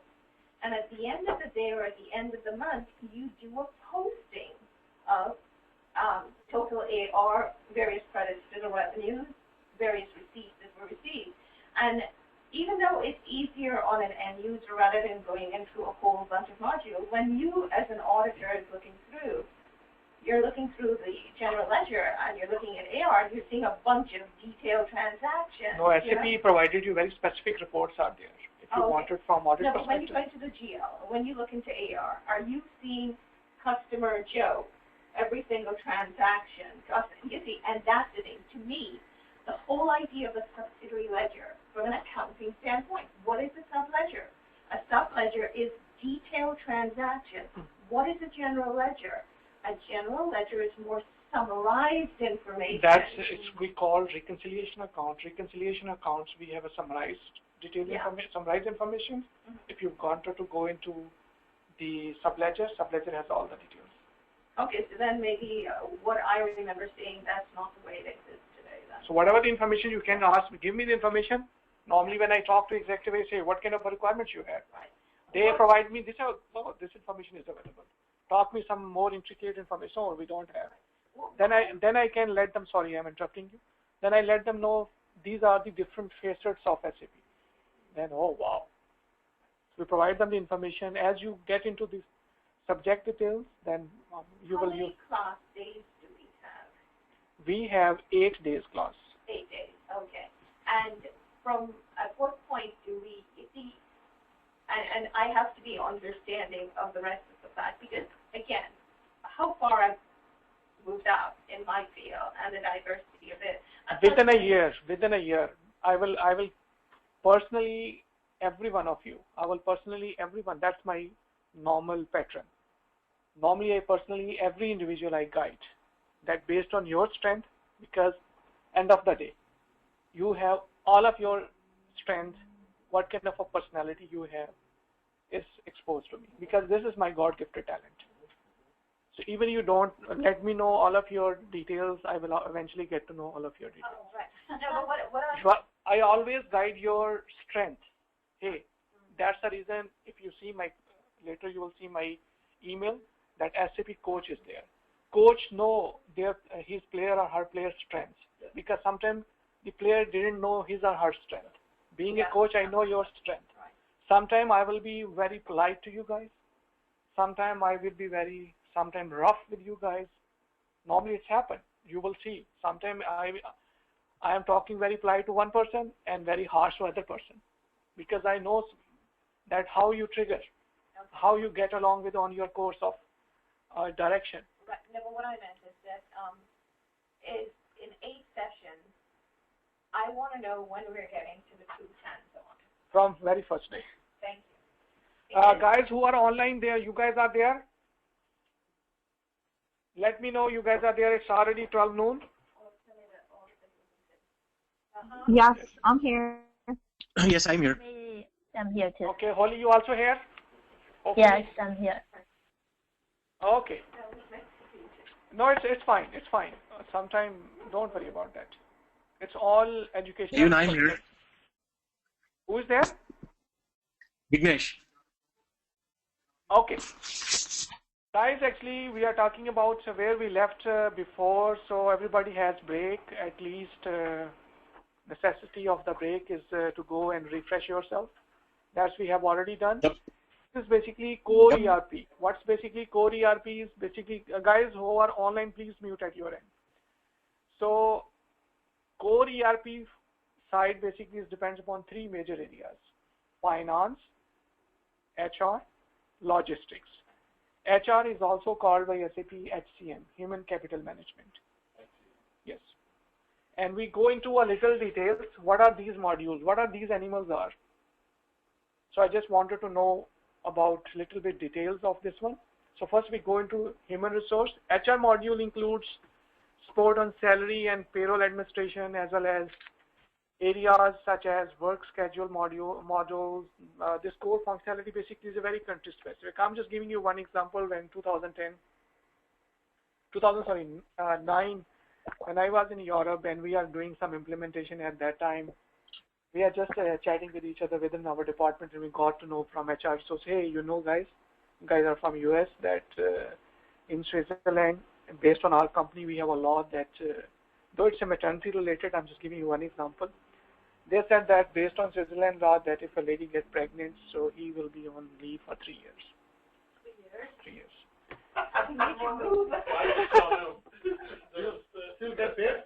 Listen, guys. It's not yet completed. So he said that that's their law, and after that, after every 3 years, she got pregnant. From last 10 years, she's on payroll, whatever. Don't need to work. Don't need to work. Keep waiting. Oh my God. So, and then the government then explained that this particular based on your laws, so we have a specific employees and blah blah blah, and she's contracted. And then they said that Swiss government is also thinking that we have to shoot some break, and so these are the specific laws. And not so ridiculous. It's No. I'm just guys, you get cut short. I'm just cut short. I just wanted to give you a some live class. Meaning to say, HR, human resources, HR related, is based on the country specific laws. Whatever the country specific laws, we have to follow. Similarly, we have to follow the statutory laws of each and every country in order to provide. That's why it's based on employment laws and rules. In France, they have a maximum statutory holidays within work days they have. And once you go to Europe and you will see, especially in UK, there's a tradition. After work, they straight go to bars. They sit over there, they drink 2, 3, not small, a big glass, a big jug like, a pitcher like glass. They normally 2 to 3. Initially, one said, man, in 2, 3 they sit, and after that they normally used to go. That's their tradition. If you go to Germany people are very good people. They focus on their work. Their hours are long. They like to work long, and they deliver the solution. And if you wanted to go Japanese people, they love to work. They said that we give the bestest of the best. We give the perfection. So if you work in different areas, then you will get to know what are the laws, and human resources HR module. This module basically will provide you all the detailed information based on the laws. And through SAP, basically, I had a chance to visit across the globe. Right. So normally you used to stay 200 euro, 250 euros per night stay, hotel and everything. So it all comes from SAP. So when you are in SAP, here these are the modules in HR modules, HR applications. So personnel management, payroll, time management, travel management, training and event management. So travel management, T&E is handled through HR. Like no, we have specifically no, it comes under finance. Okay. So this is that had direct integration with the HR module. Logistics, you can see sales and distribution, production planning, material management, warehouse management, quality management, environment, health and safety, and a BAP4 ERP language, SAP architecture. And plant maintenance. Plant maintenance. Plant is also logistics. Logistics, yes. So a BAP4 SAP R3 architecture, a BAP4 development workbench, data dictionary, internal table, transaction, data transfer, report, SAP script. These are the inside of basically a BAP language. And the interface technologies are there. Finance, basically finance is meant for internal as well as external reporting purposes. So that's why finance has more importance than other modules. So financial application sets basically mostly use application sets. And luckily I have worked pretty much across all 5 modules, all 5 areas. So I worked in all financial accounting. I have worked all management accounting, which is aka CEO module. I have a chance to work all financial supply chain management. These financial supply chain management consist of your core treasury and receivables management, to bank communication management, to treasury and risk management. All corporations investment and borrowing basically is dealt through this treasury and risk management, as well as bank communication management. When you are dealing with your foreign accounts, that's basically, I will let you know all the detail further as soon as. And public sector management is also there. That talks about your grants management, funds management. When you have a government grants are there, and how government grants basically funded and managed, and budget has been created and budget has been allocated based on their projects, and projects are extensive project, operational project, and capex projects are there. That was smart. That's making it available to the health like that. That's, I also worked in public sector too, so I know all the details. The corporate governance is also there based on the audit rules and regulations, Sarbanes Office rules. All the information basically is there, how based on the segregation of duties basically perform. I told you that SAP is ERP financial, basically is meant based on audit, based on IFRS laws, based on accounting principle, based on statutory laws. They designed like this way. So that's why it's getting popular. What is public sector management? Public funds and grants management is there. All the funds, and these are separate modules are there. How does tax changes? In other words, if there's a big tax change, how does that factor in? That's basically if you are dealing with the most taxes and your customer and vendors are involved, then SAP also has provided a very good breakdown of taxes, as well as on top of that we have a bolt-on tax where different third parties are available. So we can on top of that bolt-on tax. So like you would know the state tax tables. Because in USA we have over 60,000 jurisdiction codes are there. That's at a country level, that are at a state level, then county level, then zip code level, and zip code has a lower and higher tax level. So we have different jurisdictions. Based on the jurisdiction, we basically apply these codes. So which one of the modules do you use for users' rights basket? User rights? User rights. So for example, what I'm accustomed to, you hire a person, all of that goes through HR. Mm-hmm. But now that person has certain rights to certain systems. Basis. Oh, so that's done. Oh, you are authorization you are talking about? Yes. Authorization, roles and authorization basically is talked about security. Yes. So that's done in the middle. Security, right? yes. Okay. Security is a different consultant out there. That's called security consultant. It's also attached to the basis, yes. What is the financial supply chain management? Is it that warehouse management? No. It's a total core treasury and receivables management. You will get to know. So this is our FICO course outline. Now we are talking about whatever we have done. Now your course started from here. So all other institutes, they start from here. They start, hey, this is your course. Whatever we have done, so I'm just giving you from here your course basically started. Whatever the information has provided you earlier, these are this information basically is your foundation. Based on your foundation, now your foundation will build on these course lines. So what about like? So general ledger accounting is financial accounting. Yes, your question? Yeah. What about reporting, consolidation and reporting? consolidation reportings are already available. If you wanted to go consolidations, we have a different module for consolidations out there. Yes. This is application altogether is there. It's called SCM, Enterprise Management, Strategic Enterprise Management is there. But that's not covered in this course, is it? No, that will let you know how to basically, you didn't need to know. If you wanted to go into that direction, I will guide you. But these are your core main lines. Just decide what it is. Yeah. So if I have a company who is using two different charts, can I within GL, can I consolidate them? Yes, I will let you know. I will guide you in general ledger area that how basically based on your statutory laws, what are they basically said. You will get to know by once your course completed, your all quiz will be resolved. So in general, in financial accounting, general ledger accounting, we cover that how if your business is working globally, so how globally your business will be applicable. Then you have a different fiscal years are there, when you have a different currencies are there, then you have different systems are there. If you wanted to get a report, how you are getting your report, what are the group chart of accounts, how you consolidate it. I will get you know all the details. So I told you your quiz will be quenched over here. Don't worry. So account receivables, if you are working locally, regionally, how your account receivables look like. If you are working globally, what's basically your account receivable will look like. And accounts payable, bank accounting, how your bank accounting will be dealt based on different bank software across the globe. When you are working in USA, banking is totally different. When you are working in UK, banking is different.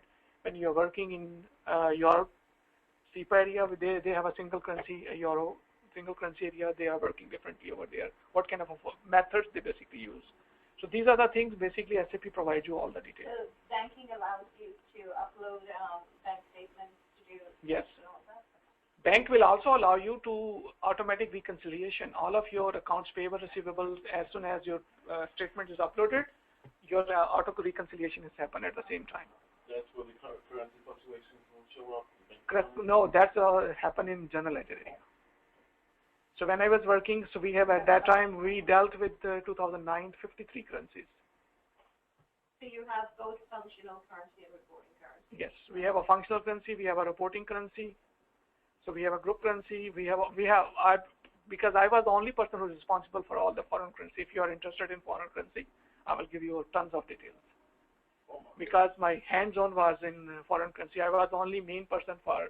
Really? Yes, from all the currency from Bloomberg perspective, because I normally deal with the Bloomberg. The Bloomberg provide the rates on a daily basis. So all the 53 currencies were loaded into our system, and from our system at that time we were working in 120 or 24 countries. So this way we normally will deal, especially the tax reporting purposes, how to deal specific tax reporting purposes, how to load these currencies for National Bank of their rates into systems. So I worked in. SAP doesn't maintain their own table for. No, we have currency tables. But they don't maintain live currency. Live currency is always fed from outside. Right, because what I've seen happen. I'm just letting you know. I have all the live experience, practical experience with me. Don't worry. Based on your question and based on the course I have designed for you. The course is basically very simple, very elaborative, but on site I will also give you assignment based on that from global perspective you have to maintain your Excel spreadsheet. If you have a global scenario, how you are maintaining all the scenarios. I will let you know all the details. So this way, this financial accounting will be dealt in asset accounting. Asset accounting is also have a very specific statutory criteria for each and every country and each and every regions, because it's based on your chart of depreciation, based on your country's laws, based on your depreciation keys, based on your depreciation areas. So basically it fluctuates pretty much each and every country and what are the laws and under laws. So how you have to extract those reports. This is also very important. So it allows you to do GAAP depreciation and tax depreciation. Yes. Yes. It will let you know that based on IFRS depreciation, how you do your IFRS depreciation, how you do your US GAAP depreciation, how the delta will be there, how all the reporting information will be there. Everything basically is covered in asset accounting. Then in controlling, basically we'll cost center accounting, profit center accounting, profitability analysis, and we are replacing with product costing with it's called Treasury and it's called cash and liquidity management, because these guys are interested in cash and liquidity management. So this way for FI and CO, related information is there.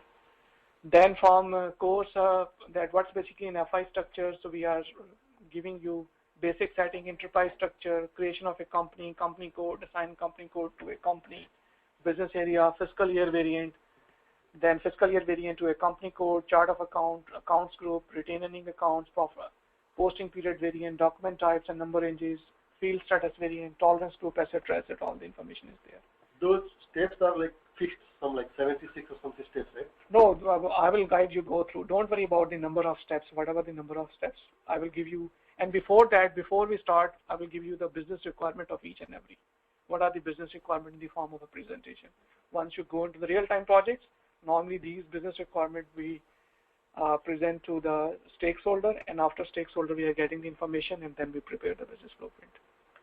So general ledger master record is there, posting of a document, display balances of general ledger, parking, holding, accrual, sample document, deferred document, foreign exchange, reversal of document, document splitting, leading and non-leading ledger, that's some major things. We'll discuss in detail based on the global scenarios. And accounts payable, vendor groups, MM and FICO vendors, number range for vendor accounts, tolerance group for vendors, house bank, correspondence, automatic payment program, extended withholding tax, terms of payment, down payment made, cash discount received, all the information basically we'll deal with in AP. And then after that we have account receivable, customer group, SD and FICO customers, number ranges for customer account, customer master records, down payment received, dunning, cash discount, bill of exchange. What is dunning? Dunning is when you are a customer to, let's say, Verizon, and you are not paying after 3 months, then they give you a love letter. Here you are so-and-so customer and your arrears are due if you are not paying. So we will give you, and after, if you are not paying, then after second letter they will send you after 120 days. If still you are paying, they will give you, their language will be harsh and harsh. So in the third letter they will say if you are not paying by so-and-so date, your case will be sent to the collection agency. So these are called dunning. Is account receivable also billing is done, or is it outside account receivables? Account receivable within SAP? No, the billing process, like generating invoices, is it within account receivable, or is it in the separate subledger module? Separate subledger module. Not in the account receivable itself. The account receivable do all its customers' invoices. Accounts payable do with all vendor invoices. So I'm a small company. I just want to do, rather than having like this sales and distribution, if I just want those invoices are coming from SD, and they are treating over here in AR and AP. From MM, all the invoices are coming to vendors, and from AR, all the invoices are coming from SD. So this way the company integrates. In AR itself, I cannot generate an invoice. You can generate, by bill you can generate. Bill always come from your SD. Then you generate your invoice. Because we have integrations. Because those companies who wanted to come into SAP, they wanted to implement this complete business suite. They want. Not to digress, but what's the difference between bill and invoice? Billing, when let's say all the billing in SAP, we generate all the billing in sales and distribution department based on, let's say, she wanted to buy, let's say, 100 Polycom telephones. All the bills will be started from generated based on the quotations, based on all the billing cycle, basically generated in SD. From SD it is basically coming. That's an order. Order to cash. I'm just from, if you wanted to order to cash, order part deals with the sales and distribution part, and a cash part basically will lead in a I think what is sales order? How the sales order becomes sales order, right? No, from order to cash. From order to cash, you wanted to get to know. From order to cash, you receive.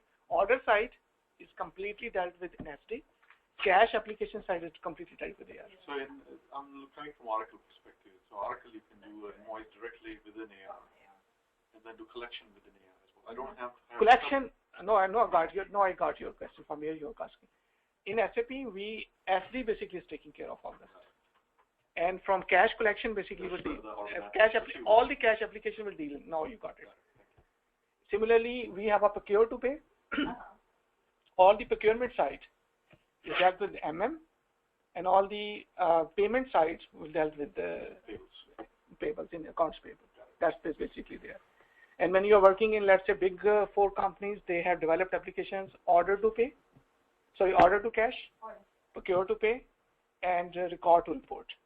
In record to report, normally they deal with the general ledger, they deal with fixed assets, they deal with profitability analysis, they deal with product costing. Order to cash, they deal with the two applications, SD as well as AR side. And similarly, procure to pay, they deal with the MM side as well as one person of finance should be their accounts payable. So this way the whole system is successful. It depends upon how your organization is there. Slightly different compared to Oracle Financials. Yes. Oracle Financials is not an integrated product. Well, SAP is a total integrated product.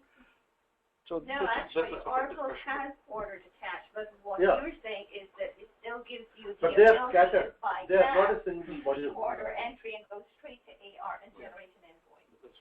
So this way the whole, yes, it comes as a slightly different component. Yeah. Now you can see in asset accounting what are the, from chart of depreciation to account determination. Chart of depreciation depends upon country to country. So based on the country's laws, that chart of depreciation basically will give you the depreciation areas. So account determinations, how basically everything is automatically settled.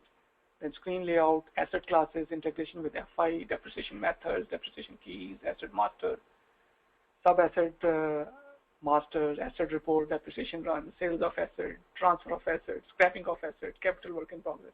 And most of the companies, they wanted to come into SAP, but they are reluctant to come on SAP fixed asset. Because once you are in a fixed asset after certain years, based on the useful life of the asset, you have to retire your assets. It's a mandatory step, sir. You have to retire your asset. Let's say this table having a life of 10 years. After 10 years, you have to scrap it. No, but let's be careful. At the end, you're talking about outside the state, maybe, or equipment that's used in some industry where the life of it truly has finished. But you'll find this table, even if it has a life of, let's say, 5 years, right? It's at the end of its depreciable life, but you still have it. So when you're doing asset verification or asset count to the end, still part of the register. Absolutely. It needs to be accounted for, but it just has zero balance in the balance sheet. Okay, because that's different from taxes, because in taxes you got NACR's code, we have to depreciate things according to a certain table by tax law. Is there a conflict with those two? No, we always go according to the accounting principle. There's no conflict. In SAP, there's no conflict with accounting principle. Never ever. There's one thing though, because most companies, almost all companies, right, they have one rate for financial and taxes. You have to follow that. Yes. And that was my question. Is this taking into account? I'm hoping that SAP is going to do both things. Give me financial statements in accordance with GAAP, but also give me financial statements in accordance with TAMAS rules. Yes, you know, they will give and you. I have different tables that I'm not doing. SAP provides you all the details as per the laws. And most companies, if you are working from the company perspective, the company already have some reports. So sometimes they ask us, we need this report, so we will prepare a report according to the needs and requirement of that company. So this way and each and every country, because when you are retiring your assets, so we have a with revenue, when you are retiring an asset, and without revenue. So all the information basically are available. Then CO courses are there, cost center accounting, profit center accounting, operating concern, profitability. So all these the details, assignment of controlling area to operating concern, then activate profitability analysis, mapping of conditions to co-op value, drill down report. These are some of the details as we go into the details of the subject and get to know. So this is the product costing, creation of secondary cost element, activity tab. That's basically how the manufacturing environment basically is there, and how the integration basically is happening. So that would include like standard costing within there. Yes. And these are the course overview from reports, from financial statement versions perspective, from GL reports perspective, from accounts payable reports perspective, from accounts receivable reports perspective, from asset reports perspective, cash book reports. LSMW is a tool. It's called Legacy System Migration Workbench.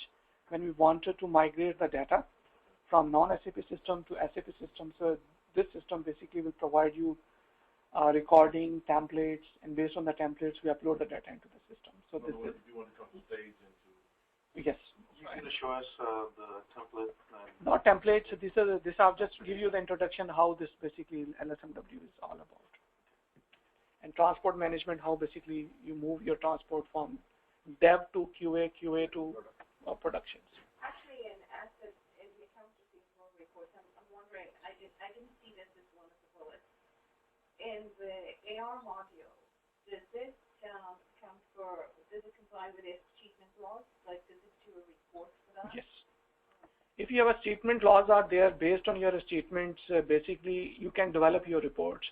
Okay. Let's say some of the you issued let's say any check, and that check has been after 2 months or 3 months has not been there. So I'm just giving an example. When I was working in City 2.5 to 3 years back. So at that time we have created a report. So we customized some of the reports and we created the report, and we achievement reports was basically applicable to them. Okay, good. So therefore, the system truly is keeping track. Yes, keeping track all the cash. Even you can generate your own checkbooks. You can generate your checks. You can void your checks. You can treat, and if the check is not there, you can treat all the information in SAP. You can reissue your check even. No, from that's strictly from a payable standpoint. I'm more concerned that from achievement, yes, reports are available. Reports are available. If you need customization you can also perform. Because 2 years back, there was an insurance company, 2 to 3 years back.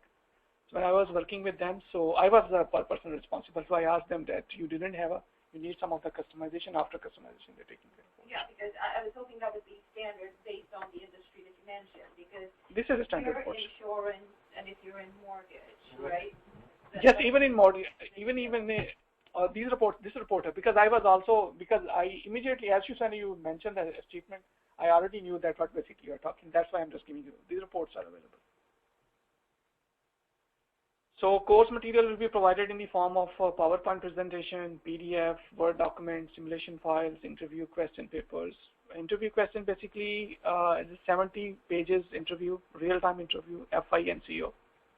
As well as mock interview preparation is also with me. We have arranged close to 0 to 5 interviews are there.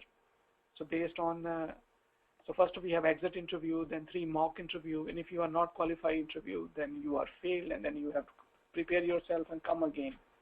And then how to prepare a resume, how to prepare your interview. So all the workshops are also provided to you. What to wear, how to communicate, everything basically is there. Even if you are coming from jungle, I'm just giving an example. Now I will give you all the tips that what kind of clothes you wear. Even for women, I have written what kind of clothes women have to return if they don't go into the. Oh no, I'm just giving you. I'm just all the information. The baseline information is there, and after that, on top of that, what colors you based on this one you can do it accordingly. I told you that from nowhere to somewhere. There should be another one to say, and we guarantee getting you a job. Guarantee it depends upon person to person. Business blueprint, even the real-time business blueprint, I have changed the real-time business blueprint. Changed some of the language so you have a very good idea that how the real-time business blueprint look like. ASAP methodology. Resume and interview workshop is also part of this course. And if somebody wanted to know that how to become certified in SAP, I will guide you that what to do and how to. Can you do the certification on like right now, separately? It has very in-depth course. It will take 6 months, next 6 months to prepare yourself for certification. So while you're studying for this, wouldn't it be a good idea to without certification, you can get a job. Yeah, that is true. So if you wanted to do your certification along with you're studying for this anyway. No, that course is totally meant for different purposes. That is meant for totally academic. That's totally principle is different. This principle is based on the real-time job. Okay. That's basically an academic perspective. So that's the major difference there. Then now I was talking about these treasury courses. You asked me FSCM. This is called Financial Supply Chain Management. This SAP application consists of treasury and risk management. That treasury and risk management deals with all their advanced courses. That's basically deals with all the company having a, let's say, wanted investment. A company wanted a borrowing, and they wanted to real-time play with the financial instruments. So they're not really talking about bonds per se. They're talking about all types of investments? All type of investment. When you say treasury and risk, immediately I'm thinking all the treasury from investment perspective, how to deal with the investment perspective. This module basically will deal. This is not part of the course, but I'm just giving you information. So this is advanced course, but I have given you that what basically institute will offer you. Treasury and risk, financial supply chain management. It talks about all types of investment and all types of borrowing. Cash and liquidity management in UNO, they are not taking the borrowing. They are taking only the investment part for this one. Yeah. Cash and liquidity management, that takes about your day-to-day cash position, not the prior day cash position, from your accounts payable to accounts receivable, all end-to-end reporting from cash management perspective. In-house cash basically is a very good module in treasury management area. Basically, it gives you, let's say you have subsidiaries are there, and you have a lots of cash inflow and outflow basically is there. And instead of sending dealing through your bank, you can deal through in-house virtual bank. So in-house virtual bank, this in-house cash management basically deal. It takes care of all of your virtual cash in-house and send you all the reports. If you owe, it will give you this so-and-so subsidiary company owes this month. This is your interest you have to pay, and this way it has control. And on behalf of subsidiaries, there's a central payment system is also there. And as well as central collection system is also will be managed through this in-house cash management. So basically all the disbursement account and operating account, it basically tells you where the money is needed. And yes, instead of a channeling through the real bank, you can channel through your in-house virtual bank. And it does all the real transaction for you? Yes. So when you do in SAP, it triggers the activities in the bank side? No, it triggers within your company. It's two different things. The in-house, if I understand this correctly, in-house cash management is if you've got subs, and let's say subs could be local. Yeah, that's called subsidies. So, when you bill a sub, there's a transaction you have with one company. Let's say you transfer books or sold books from the U.S. to India, one of the companies there, right? It's doing an automatic intercompany transaction, correct, right? As long as it's posted in the company that's selling it, I'm hoping that that's triggering an intercompany transaction. Intercompany transaction. So you have a due from that just happened there. So what I'm hearing is in-house cash management is looking for all of these due from, who owes money, and pretty much facilitating that.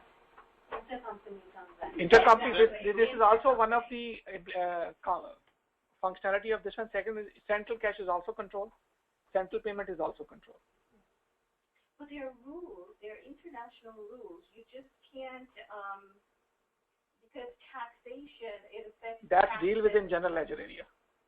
Because we have, based on the statutory laws, we deal with all these. Exactly. You just can't settle an account, with just all whatever the general ledger, whatever the statutory laws deal with in leading and non-leading ledger.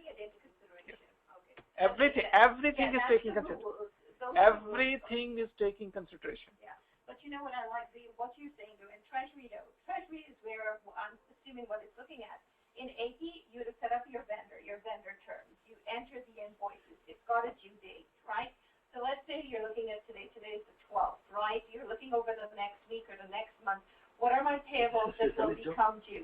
You're looking at your AR, and you're actually looking at this is a functional job. But hopefully what it's also doing is taking into consideration, is this person normally doing 20 number of job members less in comparison to customizable reports. But I think what it's looking at is what is your more weight. Flow. Yeah, these are. What do I need to pay? What do I need to? What can I receive?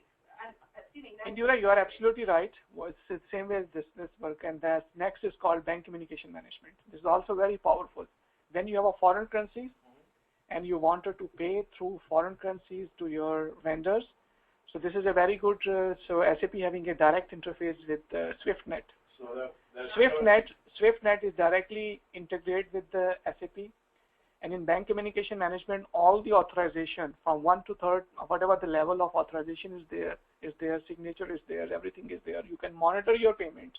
As soon as the payment is left and it reaches to your vendor, all the information is right away available in the form of a dashboard, and you can see the whole movement of your cash in bank communication management. You can save tons of amount of foreign currency. So you can touch all these areas. Yes, bank communication. I work. How detailed you will get it? Is it very high level?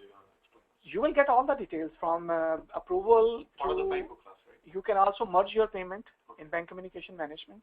You can merge your payment, you can send your payment, you can authorize your payment, and you can see until it reaches to the end destination. All the visibility is there. So you can see, and the UNO has actually implemented this in-house, not in-house, the bank communication management is there. Are you part of the UN implementation? Oh, I told you that I have worked in lots of things.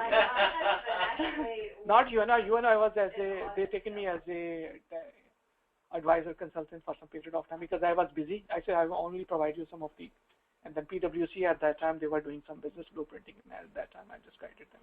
One last question in the bank communication. Sometimes when you generate this is not part of your course, but it's in order to quench your thirst, because I worked, because I know these areas, I'm just giving you all the information.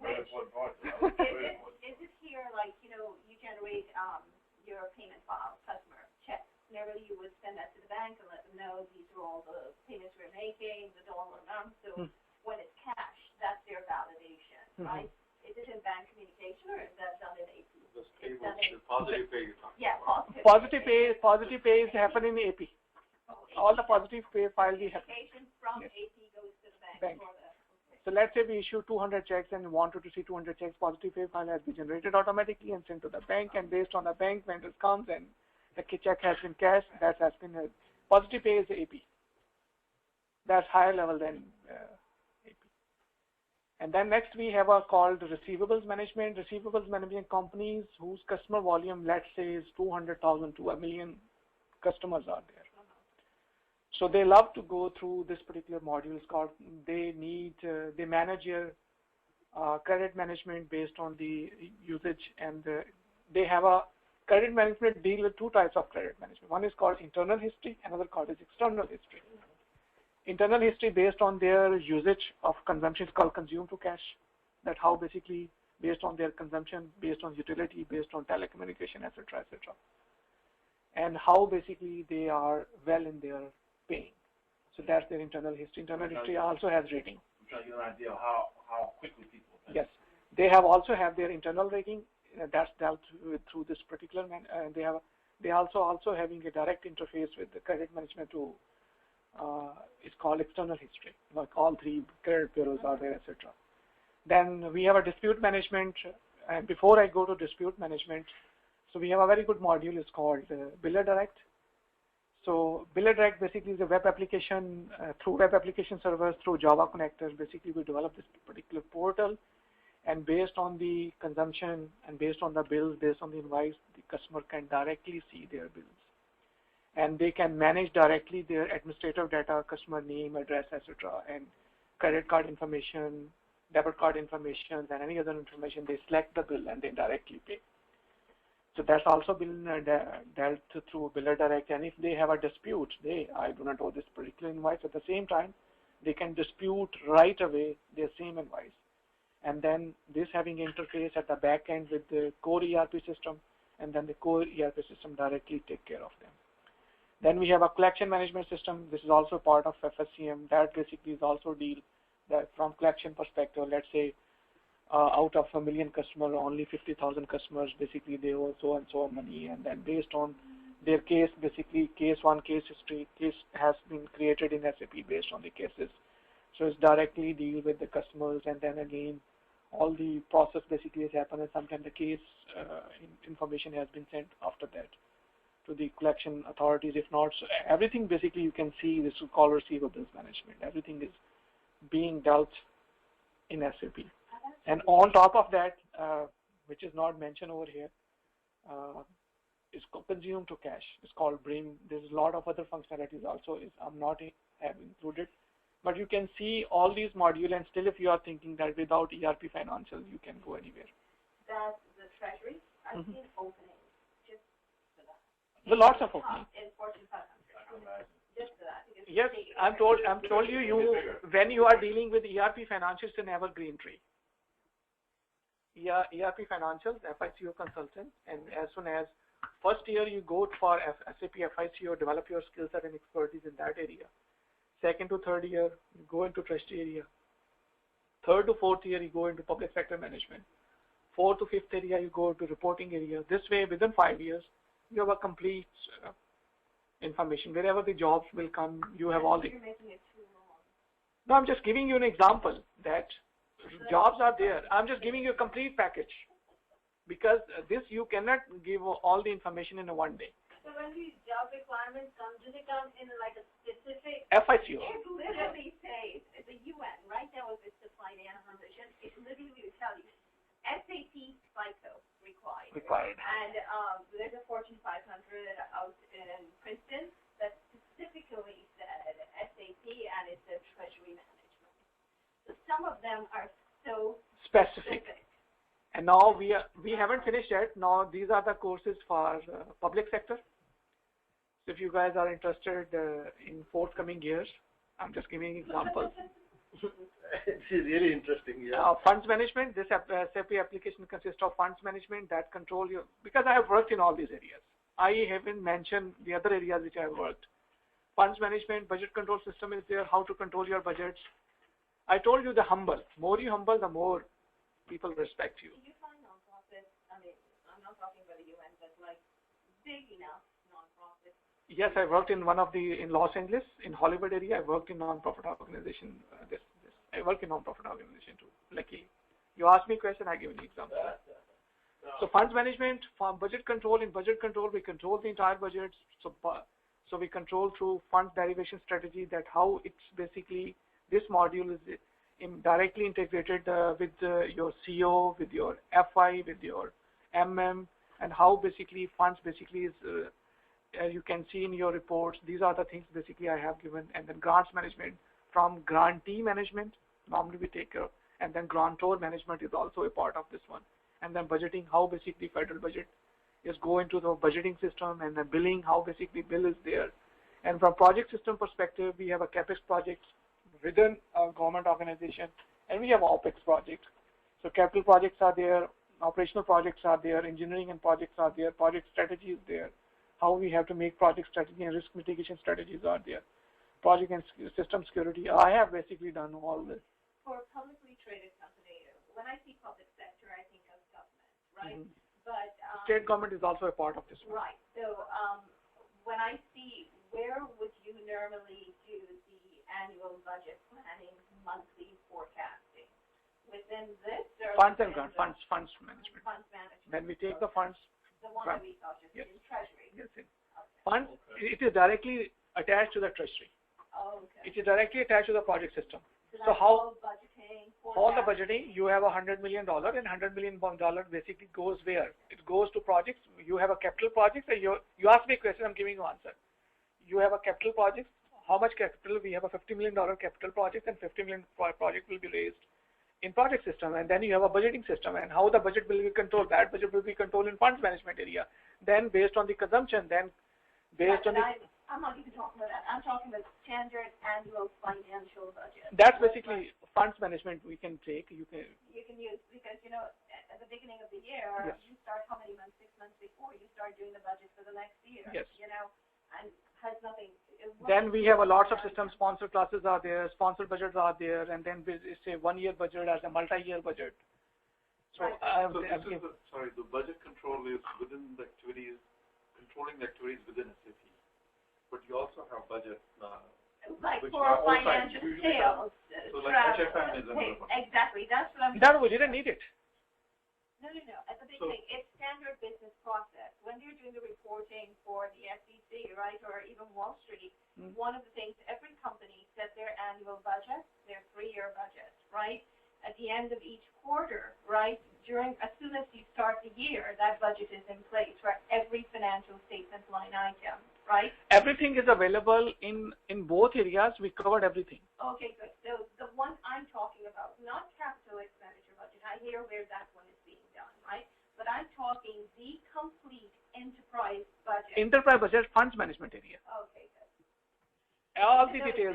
Even though it's saying SAP public sector, within SAP public sector, funds management, that is where you're handling an entity's budget for the year. Yes. Okay. Isn't that a new area also called BPC, business process consolidation? Yes, so that's basically where you wanted to consolidate your business. That's it has a different yes. module for that. Yeah, we have a different specific niche modules are there. And this is utility sector. I also work in utility sector. So this is basically contract account, receivables and payables. All the financial management of accounts basically deals within FICO.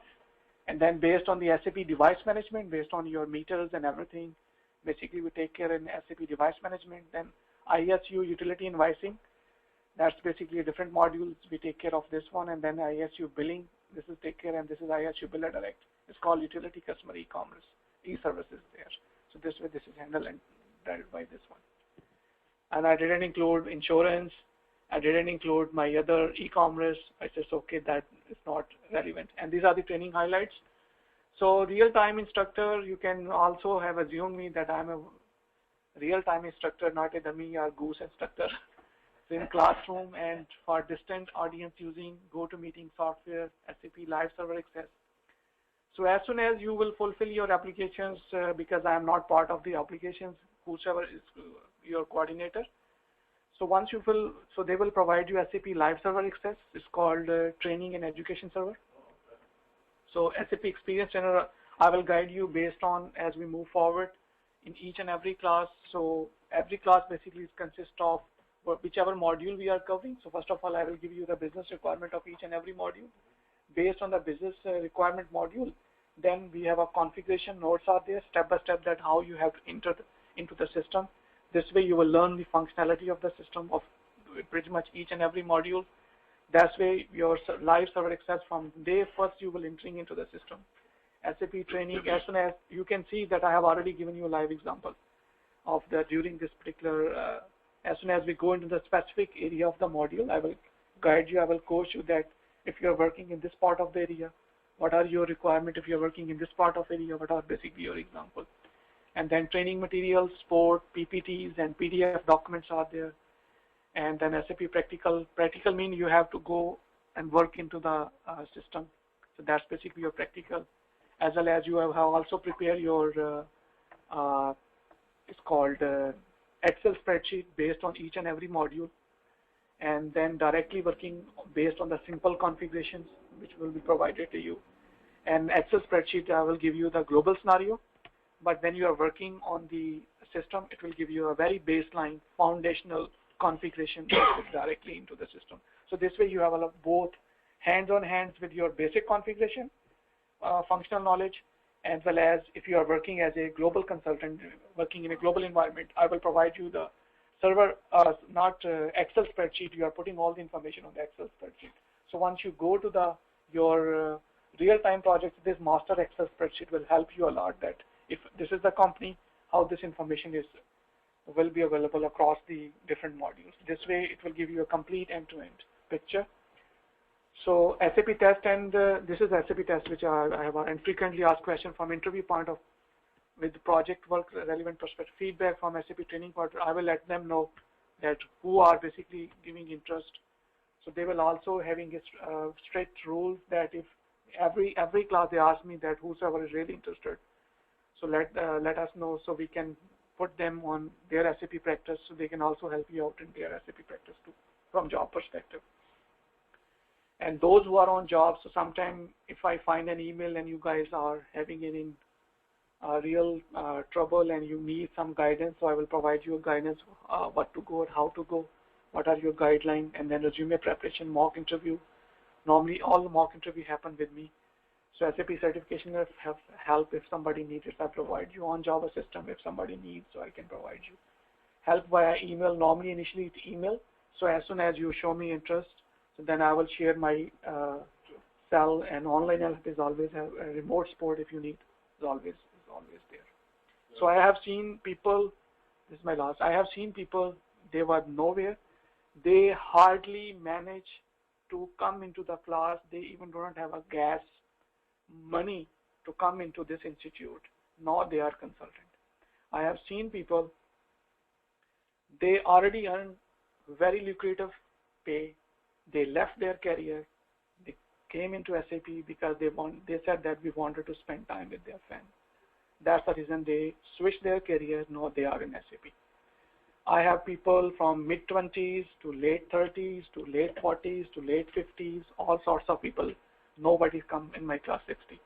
But these are the people came into my class up to 50, 55 years of age. And they have accelerated their career. And if you have a motivation, people came into my class with motivations. I have seen one mother, she came with one motivation. She said, I wanted to come into this class. I am already earning, she told me around that time, 3-4 years back, 56K or 60K.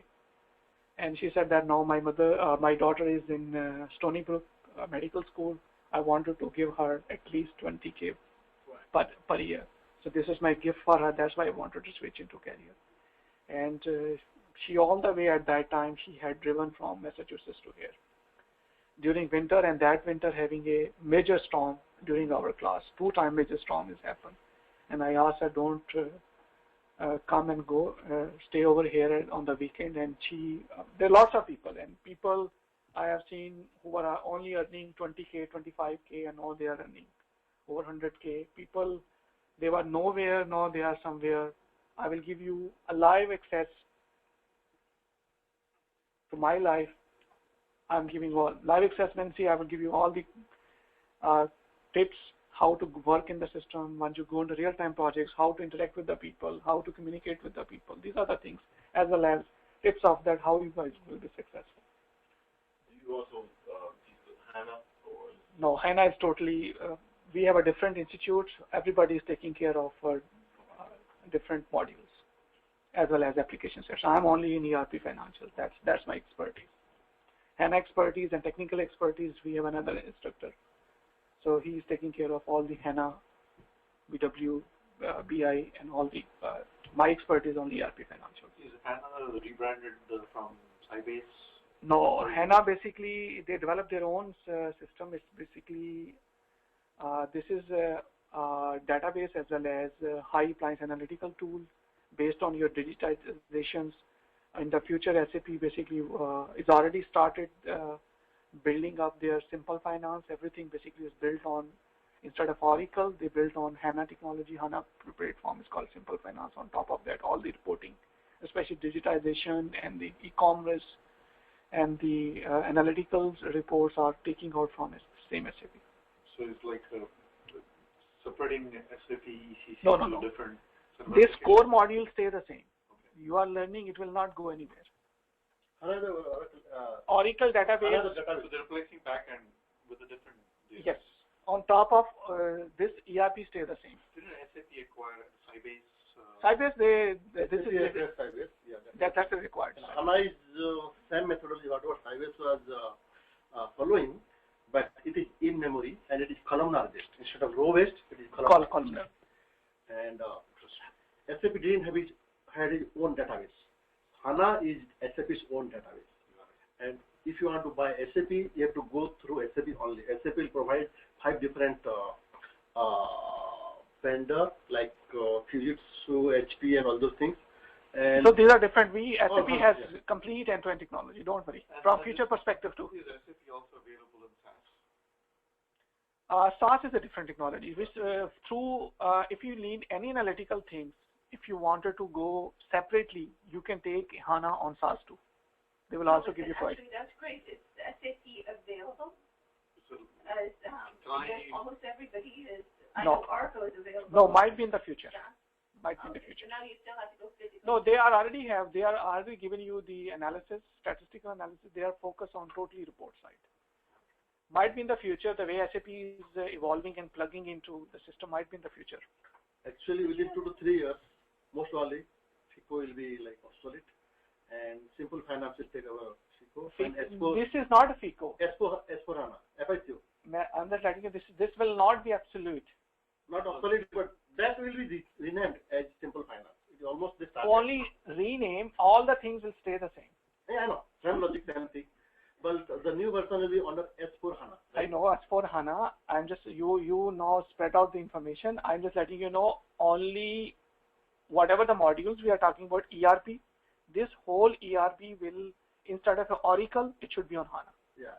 All the functionalities stay the same. That's the reason. This is the database. Yes, not database. It's a complete platform technology. is a high performance analytical appliance. SAP is very smart. So if Yes. you see the Not only data pass, it accelerate all of your reporting. Okay. Because like FICO will be obsolete, so change your No, word. it is not obsolete, but FICO will be simple finance. No, that's a rename only everything because I'm already working on the project. I'm just giving you more information. All this ERP will be, instead of a Oracle database, it will be replaced into HANA as well as this. Instead of this is my ERP. So previously it was sitting over here. Okay. Now I'm taking this one. I am putting this one HANA. On top of everything will stay the same. that has enhanced business intelligence. Everything is there. From And now after that, because they have research on their labs, because they have lots of integrations. Right now we have a finance, treasury, projects, what's basically core ERP financials are there. This is already integrated, this is already tested. And after that, now they are integrating and pulling all other modules which will be there. That slowly and steadily they are pulling all the integrated modules onto Simple Finance. They name it as a Simple Finance. And in 2000, because he wanted to more information in February 2003 this year, they already launched this on stock exchange, Wall Street Stock Exchange. They're already giving all the information because they're already working on SAP. So you name it and SAP is there. In New York City, pretty much every other organization is on SAP. If I am hearing correctly, period, SAP FICO is here to stay. Yeah, It is simply what it's sitting on Yes. is being enhanced Yes. to facilitate more Yes. key business intelligence. Yes. Okay. this is going to draw from a different source, basically. Yes. FICO will never go. FICO will be there, but only thing the name will be like simple finance. Oh, that doesn't matter. Finance is there. Is Yeah, name change, just name change. Yes. Just name. So there is a major shift happening in industry, and this is all across. Like all the ERP system, which used to be 3-tier system, now everything is moving to SaaS. Exactly. Oracle is That's a new why- product called Fusion. I don't know if you've Yeah. heard of it. No, that is more advanced. That is this HANA is more advanced than SAS. Yeah, align Well, good. No, but SaaS AI is a software software different. software as a available service. as, Rather than yeah. hosting your own, No, that's cloud. SAP. everybody hosting it. No, that's you are talking about software as a services. I was SAS another. Oh, that is different. That SAP are already provided. They have at this point of time, they have the largest and strongest presence in cloud. Yeah, cloud. Yes. Yeah, we are talking about cloud, not Cloud computing. Yes. No, it's also cloud. because HANA is SAP is a major player. We just signed a deal with Workday. Yes. So we move it from people software. This is called, I'm just giving information because otherwise I started thinking it's a statistical SAS. Oh, okay. That's my. So that's the business intelligence. Yes. It's called software as a services. SAP has a major presence in the cloud marketing, and this is called Foundry. It's called Cloud Foundry. In Cloud Foundry, SAP is a major key player in this technology. So you cannot leave SAP. This is the way SAP emerging and initially I told you, the way SAP emerging in the future, the way Apple is emerging right now, the way with their new iPad Pro, they will engulf the market of iPad. The way SAP is emerging, the way Apple is emerging, and only those technology will lapse in the markets which having a strong foothold and strong presence from money-wise as well as from other side. And SAP is the company which has strength in money, which has strength in technologies, they have a consultant all over the globe, and which their share basically is. So bottom line, right now, if a company wants to acquire SAP, they can do it as that. It's available in the Yes, no physical servers are no, required. only the server part. Let's say previously they are managing their basis team and as well as their technical team.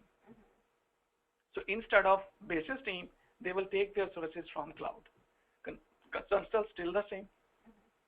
Instead of they are hosting their server, they manage their whole team. They manage still consultants stay the same. This ERP stay the same. Only it facilitates us. Yeah. No, I think we're talking strictly as you no longer have physical servers. You're literally buying the software. It's hosted in the cloud. And they also has, because I'm also working on my company strategy for 2016, second quarter onward. And I'm also suggesting them we will go for cloud, SAP Cloud, and we will our host. I'm also initiating this one. I'm also working tons of information because the information he opened up, so that's why I just wanted to share with you. SAP consultant, especially ERP financial consultant, they go nowhere. Rather, their demand in the future will be more. I'm curious about something like that because would that involve a physical move or just a logical move? Because you're moving from physical server to the cloud. No, previously, I'm just asking. Previously, your servers are being maintained by AT&T, by some other company. You are paying them tons of amount of money. Some companies, they have their server within the same vicinity.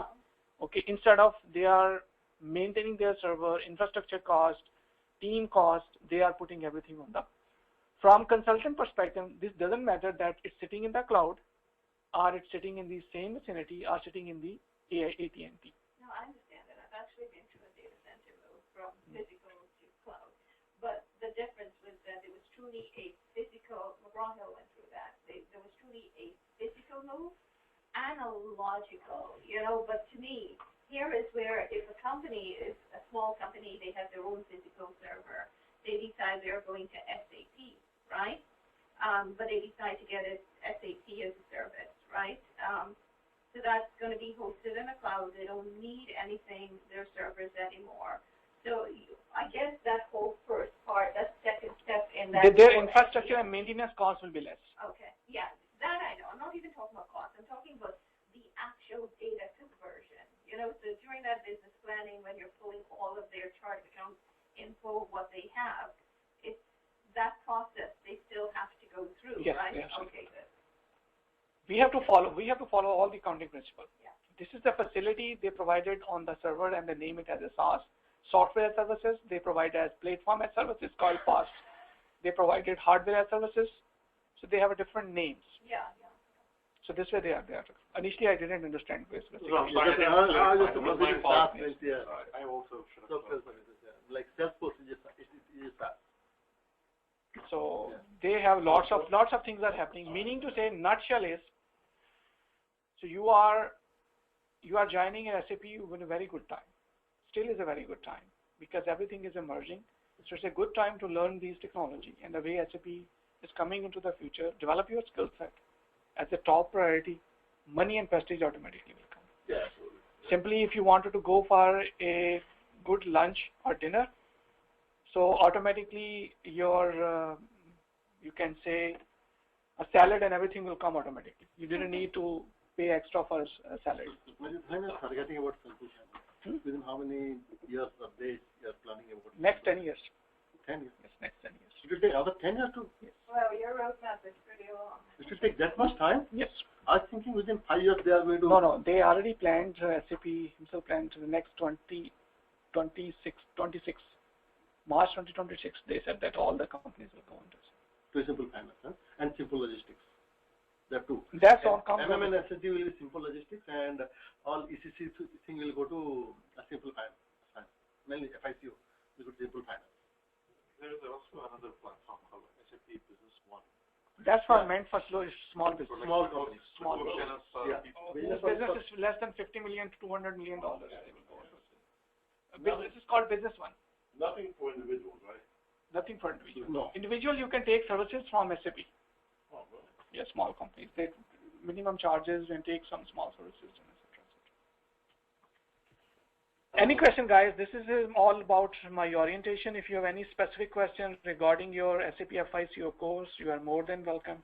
You did say that you had nobody in the late 50s. Is that what you said before? You had people 20s, 30s, no one in. I have all the people in my classes. It depends upon learning because your mind didn't know. I'm just giving you your mind strength. What's your mind basically?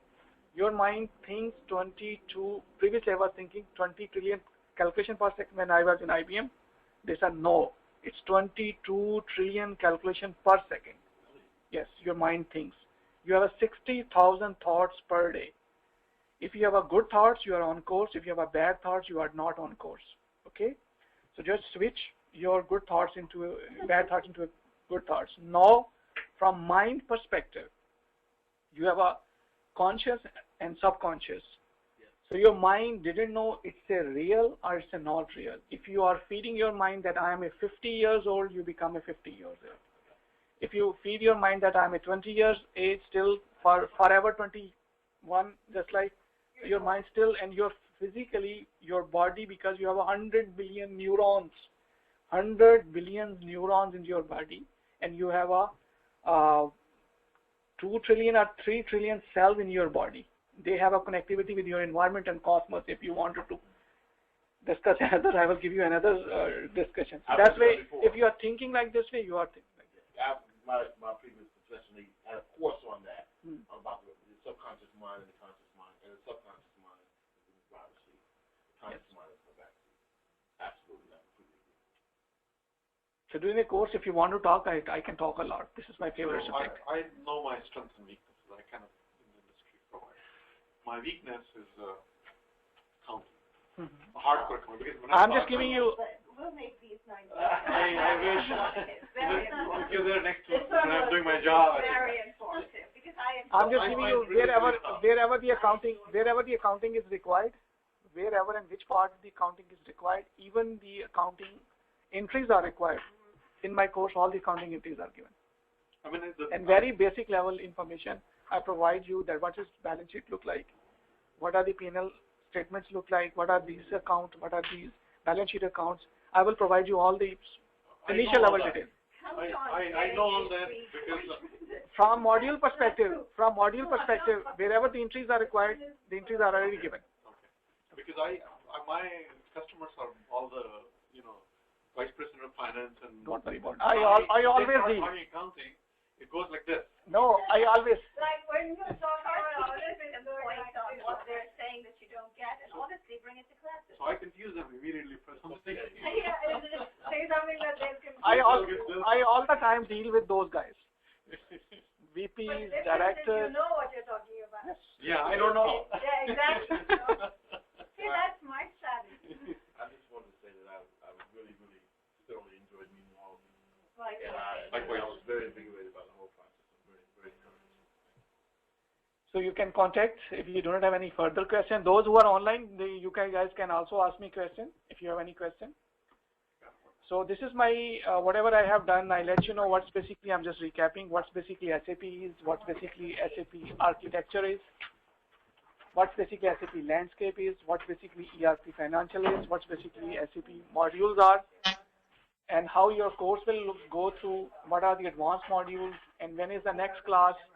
You can talk to your coordinator.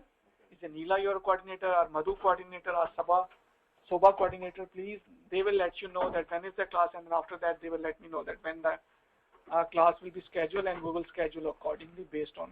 And luckily, next forthcoming we do not have any, except week of 26 might be I will not available. On other I will be available. So what if you cannot do all 4 consecutive weekends? FIN, whole the course will be completed in 8 days. So it's 4 consecutive weekends. So you are not starting on 19th? What I have no idea. We're starting next week or not. If we are starting next week, then the class will be happen next week. They already informed you. Then it is all. Yes. If you are starting on 19th, then 4 consecutive weeks, right? Yes. And if you miss one of the weekends, then? Recording is available.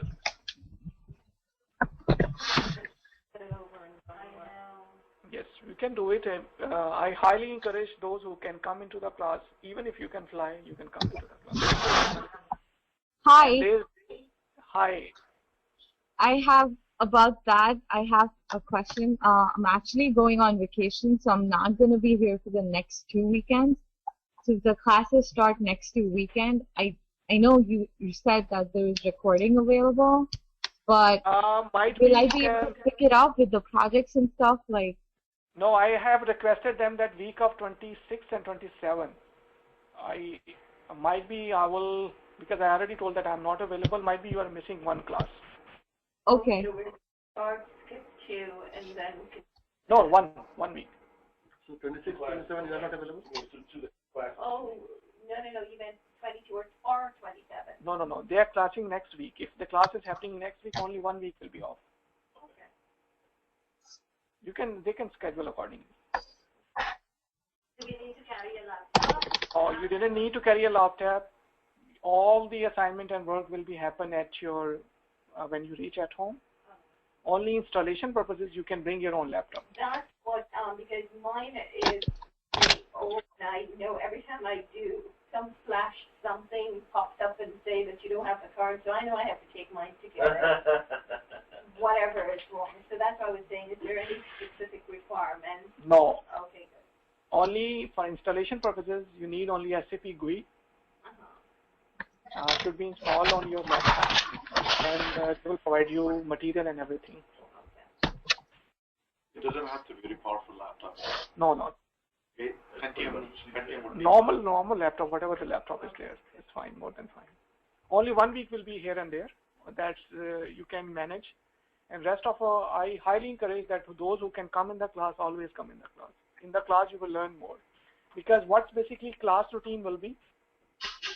Normally in every 90 to 100 minutes there's a break. Lunch normally we used to go out. That's my class routine. Only finance class routine. We always go for lunch outside together. Mainly in 2 cars or 3 cars depending upon the availability. We have a nearby lots of good restaurants out there. 45 minutes to 1 hour, 60 minutes. So within 45 minutes to 60 minutes we come back. And in that particular area normally we discuss, sometime we when open up, so you were having it just like a real-time project environment. You guys learn more. Sometimes you ask the same question, hey, how this will happen. When you are informal, you learn more. So that's the purpose. Once you go real-time projects, you sometimes, because you know that, oh, recording is there, I cannot ask. Yeah, exactly. So same thing is happen. That's why this purpose is there, and this is a very healthy routine of all. This is strictly accessible to whoever has signed up for this. No, you even we can. You did good. Why are you Don't worry. They have a specific. They will not go everywhere. They have a specific. Their personal material. They will not give to everyone. And if you have a specific thing, they delete the specific recording. Don't worry about that. No, don't worry. You talk about your career related. Even you are sitting over there, might be speaker is not enough. Yes. Master, you're going to cover the master data. How does it? Master data is a small thing. Small thing? Yes, very small thing. And then connections, how do you bring it from legacy systems? Open connections. That's basically data migration. I will guide you how basically normally we do. That's a data migration. Methodology. I just want to see one example. Like if you have open GL balances, how do you import from Excel into your? That's through a legacy system migration work. They have step-by-step process. They create a template, put the template, and then after that we upload it. Data migration team normally do it. Oh, so you're actually working with entities that. That's a difference. You're now rolling out SAP. I'm completing this by end of this month. All the data migrations, we have a new merger and acquisitions happens. So we have taken out all the data. I am the core and sole person. We brought them into LSMW, created templates. After that, putting all the data, converting all the manual conversion, putting all the data, and then after that, next week. And the following 2 weeks, I'm uploading to the system. After that, we are going live on October 2nd. Just showing one example would be. This is an example I'm just giving you. I'm just giving you LSMW. Okay. So LSMW, this is LSMW tool, and you can tons of information LSMW available. SAP I LSMW. think you're talking the actual upload, right? Because I just want to see a process because part of the integration processes. LSMW, if you put SAP LSMW, it has very good documents available. SAP. Focus yourself. If you are not focused, especially for you, I'm out of focus. I'm just letting you know instead of everyone. If you are not focused, you are nowhere. So I'm out of focus. No. Focus to learn that this is the module, this is my point, and after that, once you are on the real-time projects, then your extra skill will be available next 3 to 6 months, and they will automatically send you and upgrade you. But if you just let them know, hey, I know BW, I know BPC, I know FIC, it's nowhere. No, BPC I'm not doing now. Hey, I'm just letting you know. BPC is a long-term goal. First, as you told, BPC is not possible like that. Right? First, get SAP FICO job. Yeah. say 6 months, and then show them your second card. Hey, I'm also very good at BW. They will give you promotion. After next 6 months, I also have BPC. They will also give you promotion. Hey, raise 25. Not at the same time you show your all 3 cards. If you are showing your all 3 cards, they show, man, this man is the jack of all, master of none. That's my humble advice to you. Because I'm also executive position. That's why focus is very important. Now you got my point? Yeah, I know. I'm letting you in front of everyone. I know. Might be it will, because I'm a coach. Because might be it will hurt your personal ego. I'm sorry to that, but this way you will enter actually, into why I learned BW HANA and why I'm learning FICO. Why I'm learning it?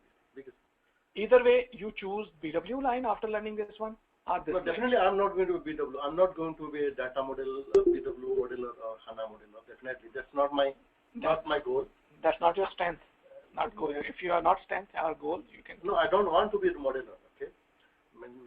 Generally, I want to be a FICO consultant only. Don't say FICO. FICO. It's a very bad word. Sorry, FICO. So you have financial point. Is it called FICO or FICO? As normally, I don't call FICO. I say SAP ERP Financials. But when you say SAP ERP Financials, it covers everything. Because you are not learning over here FI and CO. You're learning other modules too. The actual word is SAP ERP Financials. Exactly. Exactly. SAP ERP Financials. But that covers a lot of other modules, right? So your main strength in FI and CO. And then you said my main strength is in FI and CO. This is the base. FICO is base. You are covering the whole, and then hey, this is my strength. That is central module. I will guide you. I will teach you. I will coach you the exact word what you say to other people, so the people will love to listen. And if you say FICO, nobody will pay attention. They say, man, he just started, or he doesn't know anything about it. FICO, SAP, these are not. Got it? So people will not pay your attention. Word. Never say FICO, never say SAP. I know it. So only pay those words which industry will love to listen. Yeah. Actually, I wanted to. You can see I covered SAP ERP Financials in front of you guys. Yeah. And then we are focused. And then we are focused on only FI and CO. But when I started with BW and HANA, I wanted to be a techno-functional consultant. Actually, I came to know that in SAP there is no any concept like techno-functional, right? Either you have to be functional or you have to be technical. That's what people are telling. You cannot be a techno-functional consultant in SAP. But I'm targeting a management position, definitely, to be honest. I have already given you a route. First, spend 6 months to a year, but and after that, within a year, you will be promoted. Yeah, exactly. But don't show your card at From the first day, you cannot be in the management position. For that, I have to be something like financial consultant. Skill set is important in financial industry. Yeah. But CFO of my company, in very first when we have a face-on-face interview, at that time he asked me and I given him all the answer. And at the end, at that time I got to know that I am on board. That we love you, that way you are talking, and it will be very clear with me when we will talking to the higher executives who will make some decision based on our ERP financial and what's our future map will be look like. That's what his last words. And at that time I got to know that I am in. And then I have a interview just formality for COO. And she said to me that I don't know about SAP, I know only about from management perspective, program management perspective, IT perspective. Based on her intention, I given her 3 to 5 minutes and she got everything.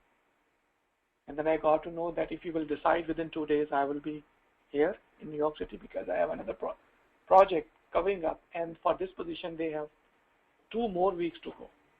And they immediately decided, and Friday late 9:30 p.m. they called me, the recruiter called me that you are on board, but we have a process because you wanted a decision, so we want you, so you will coming after 3 weeks. So meaning to say, when you know what to talk and how to talk, when to talk and how to talk. If I will not letting you know, then who will let you know? Because you are in my class. And don't share something if it's not never know. One of the things I get now, and quite frankly, I think I have to downplay my resume, is there are certain people who feel very threatened by experience. Even though you're a team player. Right now, I don't mind if I get in. I've been a controller, I've been a director of finance, but titles don't matter now. The point is I want to get that out there. I want to show people what I know and what I'm capable of. If you can't make the person that you're speaking to feel threatened about their position, and hopefully whoever you're interviewing, they're looking for someone who's enthusiastic to just get in there and do stuff. So I think when you're learning a new system, there's nothing wrong with getting in at a junior level, because that's where you truly get your hands in and you get to know. Skill set are most important. In that particular positions, they initially, when they analyzed me, after that they will make their decision, they analyze me. They give me all small roles. That he is very good in program management because I have developed their complete center of excellence, that how you will go. Based on CFO request, I have completed their whole billing system and solution system they have designed and interacted with them and guide them that how from all perspective it will go. And after that, they have a small issues which normally data migration teams, some other teams basically have performed and perform those small tasks too. And once they know that that person is diverse in everywhere and have then whatever my offers, they give me 20% more. You see, in every position that I've actually got employed in, I was actually hired because of the diversity of my knowledge. Is it a bad thing that I learned? One skill at a time. Yeah. So FICO automatically will evolve everything. Yeah. Focus. This is your area. Yeah, I will definitely. This is your first 6 months to a year. This is your area. Exactly. This 6 months I concentrate only on FICO. But getting job for the first time is very tough. When you are focused, you will get it out. When you are not focused, you will be out. Because I am not from financial. Don't worry. I will cover everything. I told you, if somebody do not have any background. I'm not CPA. If somebody don't have any background. Still. I'm a CPA, have no technical knowledge. So either way. People in the past, they don't have any background. Trust me, people in the past, now they are a consultant. No, definitely, but there's a guy who used to write music. He was a music teacher, and he became a financial consultant. I wonder how he got it. So it is possible, regardless. Learning. He was pretty good. He was learning and embracing the knowledge. I went to Singapore, and he used to be a music teacher. Learning and embracing knowledge is the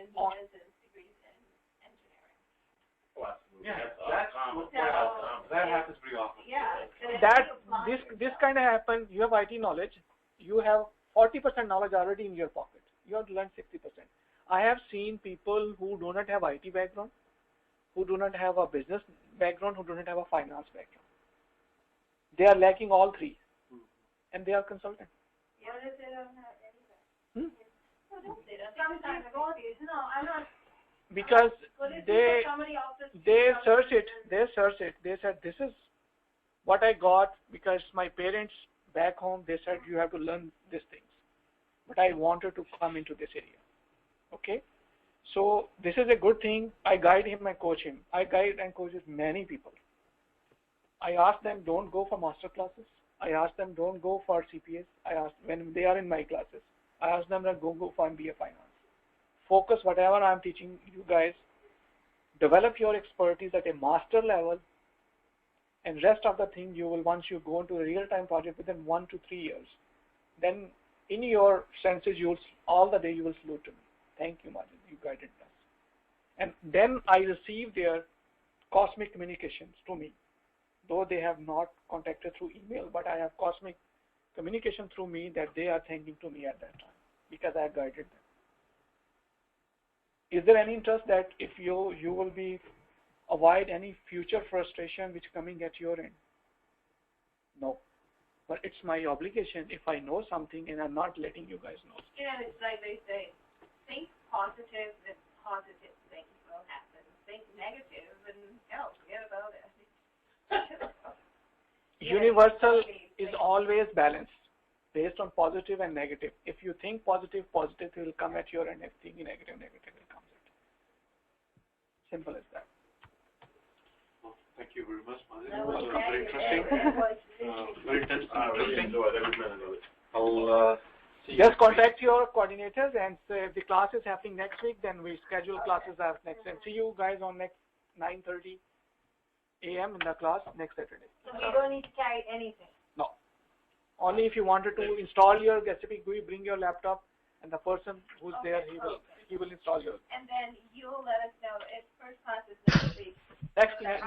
They already announced next week Saturday classes. Okay, good. So, and then it's following week. I'm so sorry, Mike. Following week, yes, I got them that I will be out. You'll be out. Yes. So then we reconvene. Yes, we can. So 26, 27, there is no. Okay. Yes. So we have vacation. So it'll be 2 days. No, you have a good thing that from general ledger perspective, you will learn a lot next week. You have enough time. Practice. I will give you some assignments. You have to put everything on the spreadsheet. All right. Thank you, Mazin. Okay, guys. See you next week on 9:30. Yes, 9:30. Thank you. 10:30.